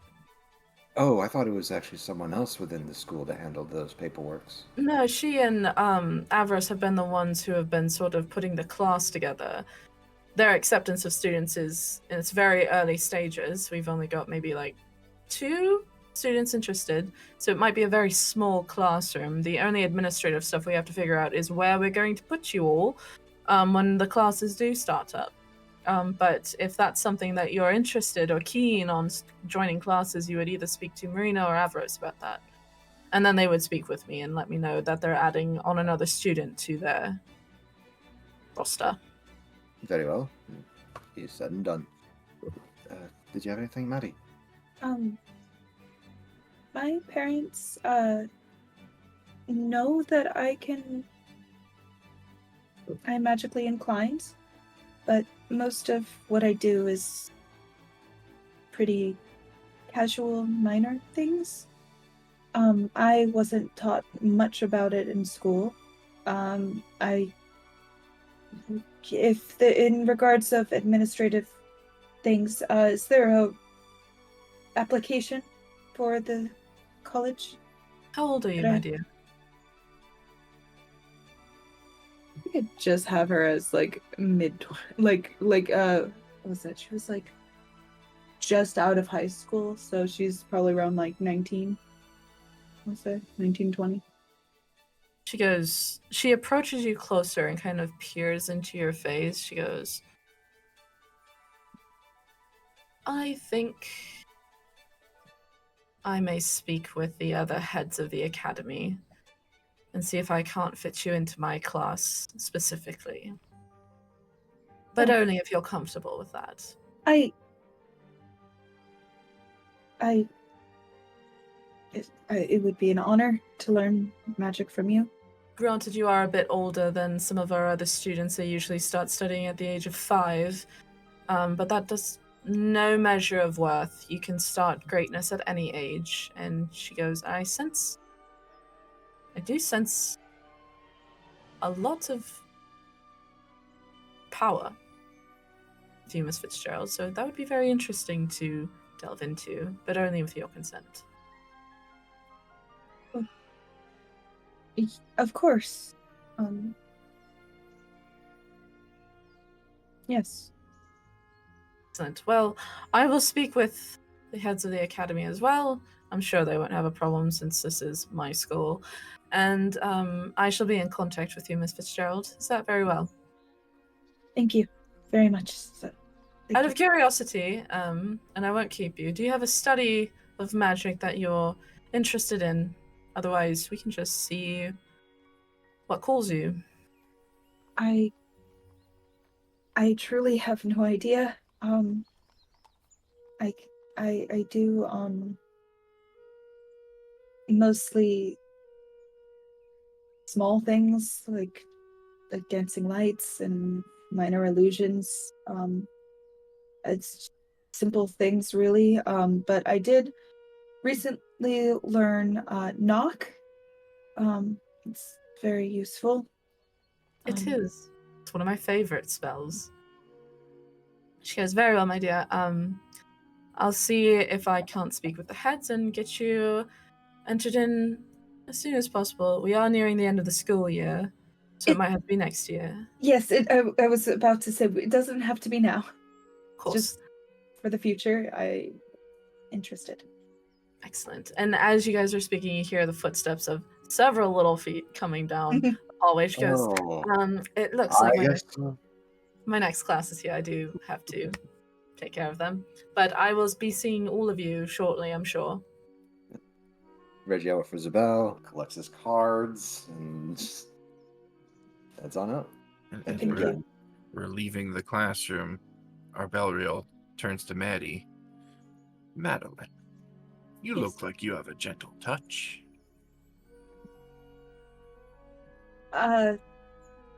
Yes. Depends on what it is. How can I help? Have you ever given someone a piercing before? When I was a teenager, yeah. So you have experience then. Wonderful. Are you looking for me? What piercing? The Where? ear, preferably. Okay.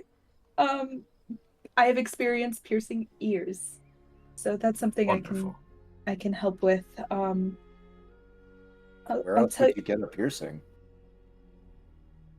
I'll tell you what. When I get home, I do some. I have some cross stitching, and some needles. I will grab one unless you have one, but I can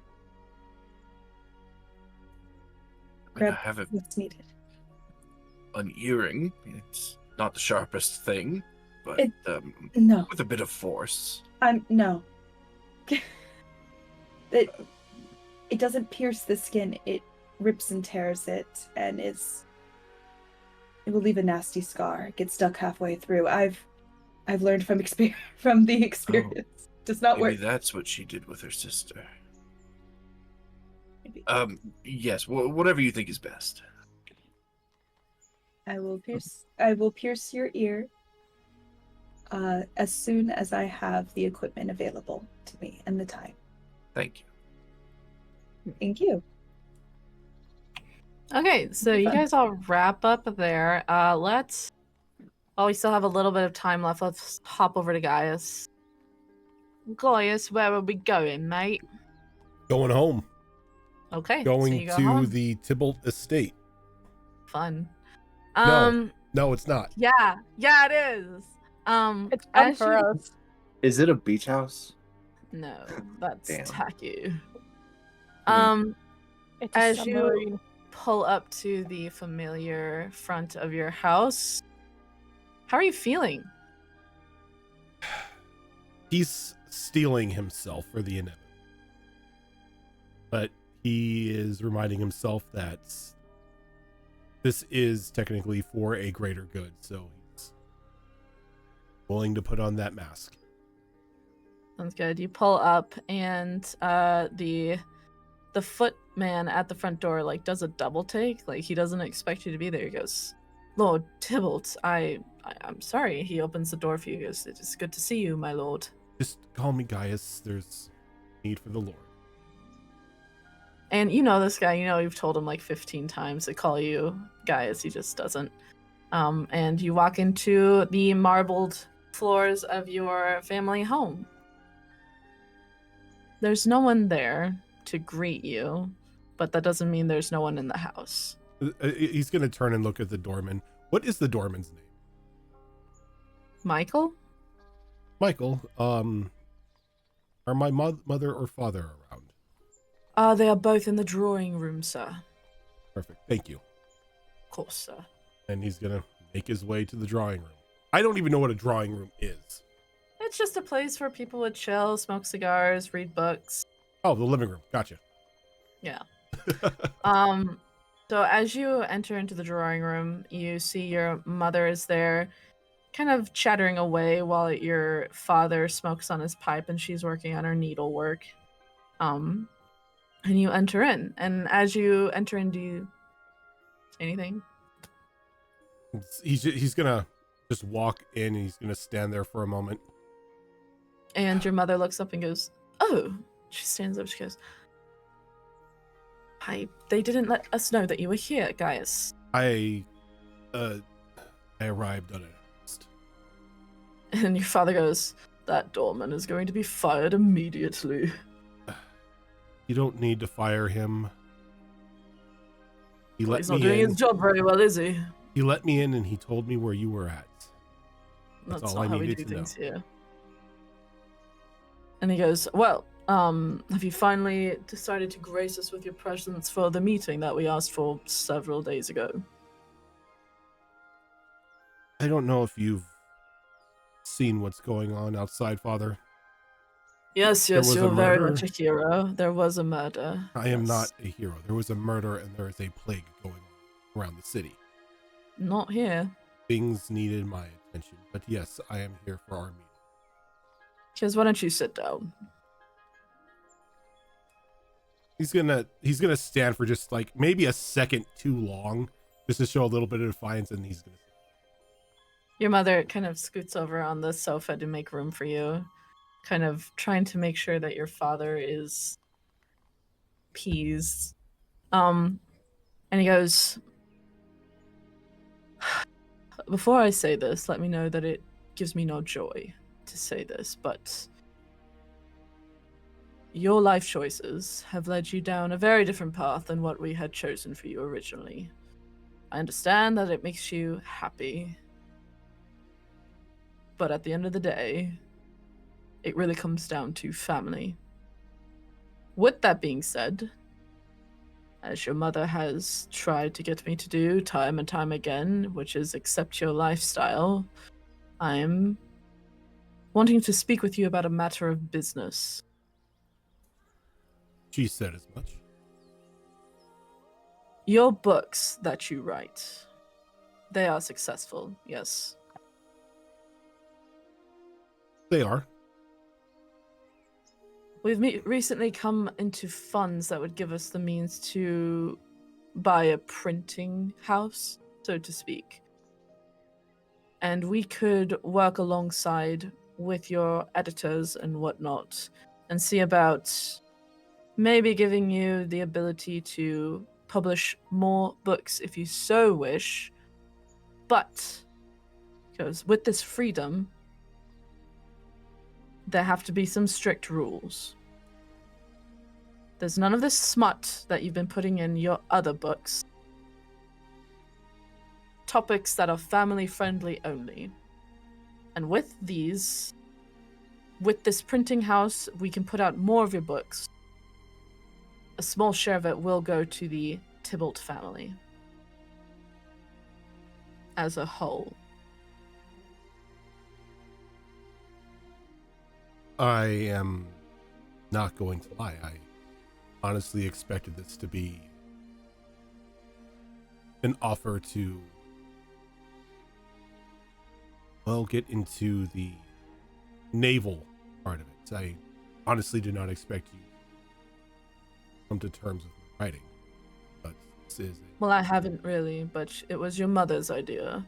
it is a Besides, Gaspard has already sort of taken care of the naval aspect of our family business. yes, he is a shining example of family.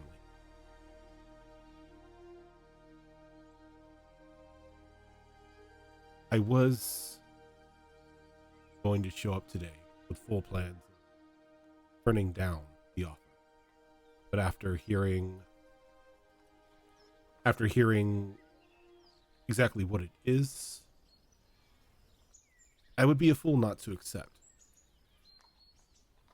And you would adhere to our rules on what is acceptable to be written. No smut. No To be smuts. fair, I have only written 10 books that are considered smut, and those That are is a for lot. a more mature audience. Most of my Well- books are about adventure and daring. I even have a family line of books for kids. Well, as of right now, our goal is to appeal to everyone, so your books should essentially appeal to everyone. Of course. Broader audience. Yes. If you must write about adventure books, no gore, no horrible acts of war, any of that. It must be proper enough to be read in a drawing room such as this. He's kind of smile. Father, have you read any of my books? Not the smut ones. I would assume a man of your stature would not. But have you read any of my other books? I've read all of them. Then you know that there's no gratuitous violence and everything. Everything is, while the action and the fight scenes are everything are there, they are kept tasteful. I do mention people get wounded. I don't mention the horrors of war. And I just never know where your writing's going to go, so I just wanted to nip it in the bud, so to speak. I'm working on a series of mystery novels. Bit of a multifaceted whodunit. Has this anything to do with current events? No, this was in planning far before Right. the events of the Because while I horrible did not murders. really care for Lord Partington, that would be in the worst taste. I have too much respect for the man to use his murder as a means to publish a book.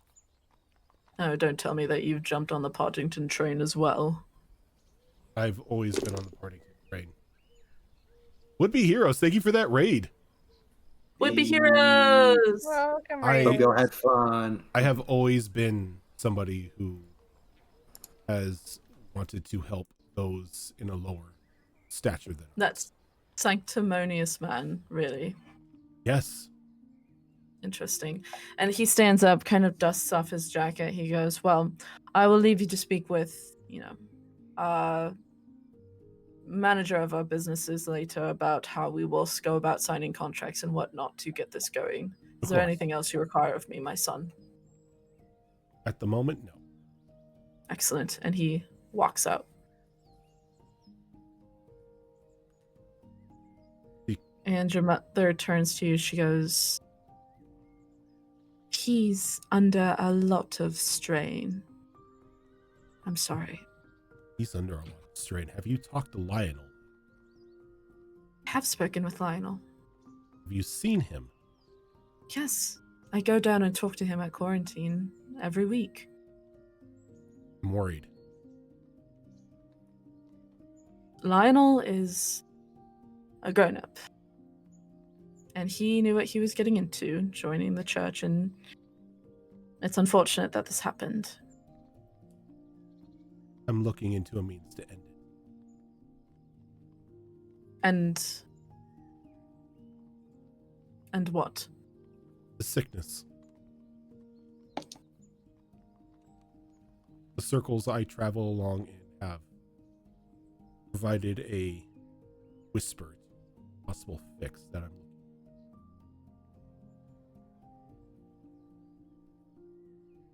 Hopefully it bears fruit and can put this entire plague behind us.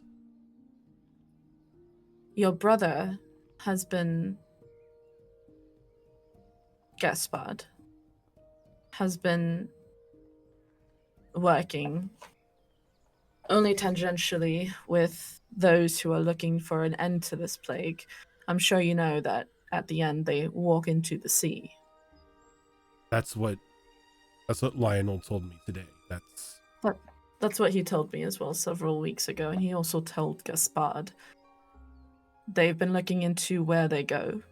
So if you are concerned for Lionel, spare a bit of concern for your brother as well. These are not safe waters anymore. Where is Gaspard now? I believe he's down at the naval outpost down towards the ocean. And how close is that in regards to the city? Is that a part of the city? It is. It's a bit of a walk, though. Probably best to take a carriage down there. It might be about maybe a 30-minute ride. Around what time is it now? Once all of this is said and done here at the estate? I would say it's probably around maybe 3 o'clock. But you also got to get back for the dinner, and you were wanting to talk to the doctor. So you got a very busy schedule.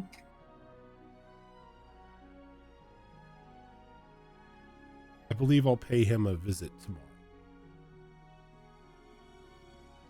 Not like him to be in town and not look me up. He's been very busy. Apparently. I promise. She goes, well, I'm sorry it was just for a business meeting, but should you find yourself near home, try to stop by more often if you can. He smiles. Well, Mother, with me now being I don't know what to call it, an employee of the family business now, guess you'll see more of me. Insight check. Insight check on me? On your mom. Oh.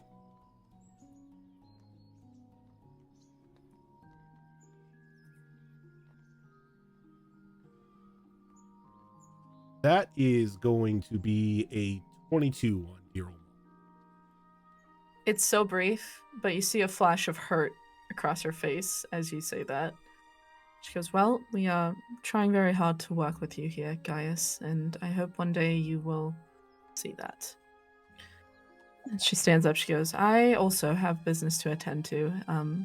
I will talk to you later, I'm sure. He gets up, he walks over, and he gives her a hug. She's very surprised. She doesn't really hug back right away, but then she tentatively wraps her arms around you very gently, as if afraid you might pull back too soon if she hugs too hard. As he just whispers to her, I know not everything I do is something you bother with. Don't mean it to bring hurt to the family. I am simply a free spirit. I will make sure that I come by more, even if it's just for afternoon tea and a chit-chat. She goes, you can call yourself whatever you like. At the end of the day, you are first and foremost my son. I just hope you remember that. I do every day. She squeezes your arm, and then she kind of seems to look embarrassed or shy, and then she walks out of the room.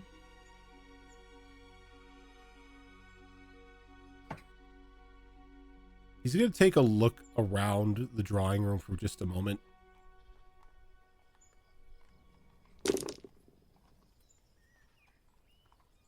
And then he's going to turn and he's going to leave. Okay. Were you looking at for anything in particular? Just doing a cursory scan of the room. Okay. Sounds good. And then I think we might have to call it there. It is getting to be a little past 4. Mm-hmm. Wow, guys, we got so much done. Look at us.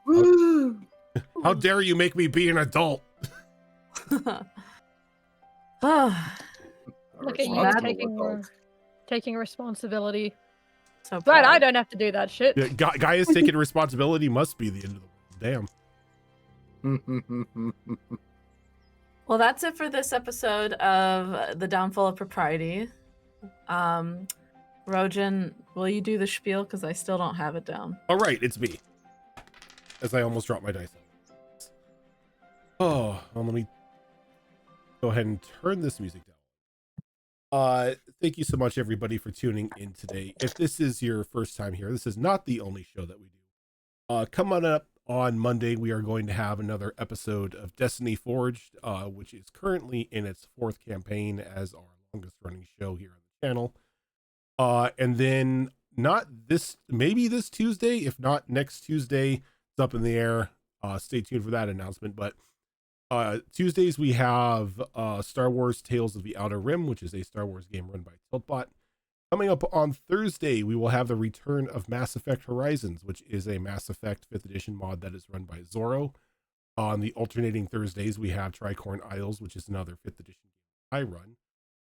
Coming up next Saturday is going to be the alternate show that we do here of Withered Wastes, which is another 5th edition game that I run. That's going to take place at noon Pacific time. And then later on in the evening at 8 p.m. Pacific time, we have Vigilant 6, which is our completely homebrew superhero style game. And then alternating Saturdays, you have us right here with The Downfall of Propriety, which is a Bridgerton-inspired little mini adventure run by Malls. I'm actually so fucking mad at myself because I forgot to do something. Yeah. Fine. DM. Next week. Next Hold on to your week. butts. All right. All right. Excellent session, I hope. Thank you so much, everyone, for tuning on in, and we will catch you later. Bye-bye.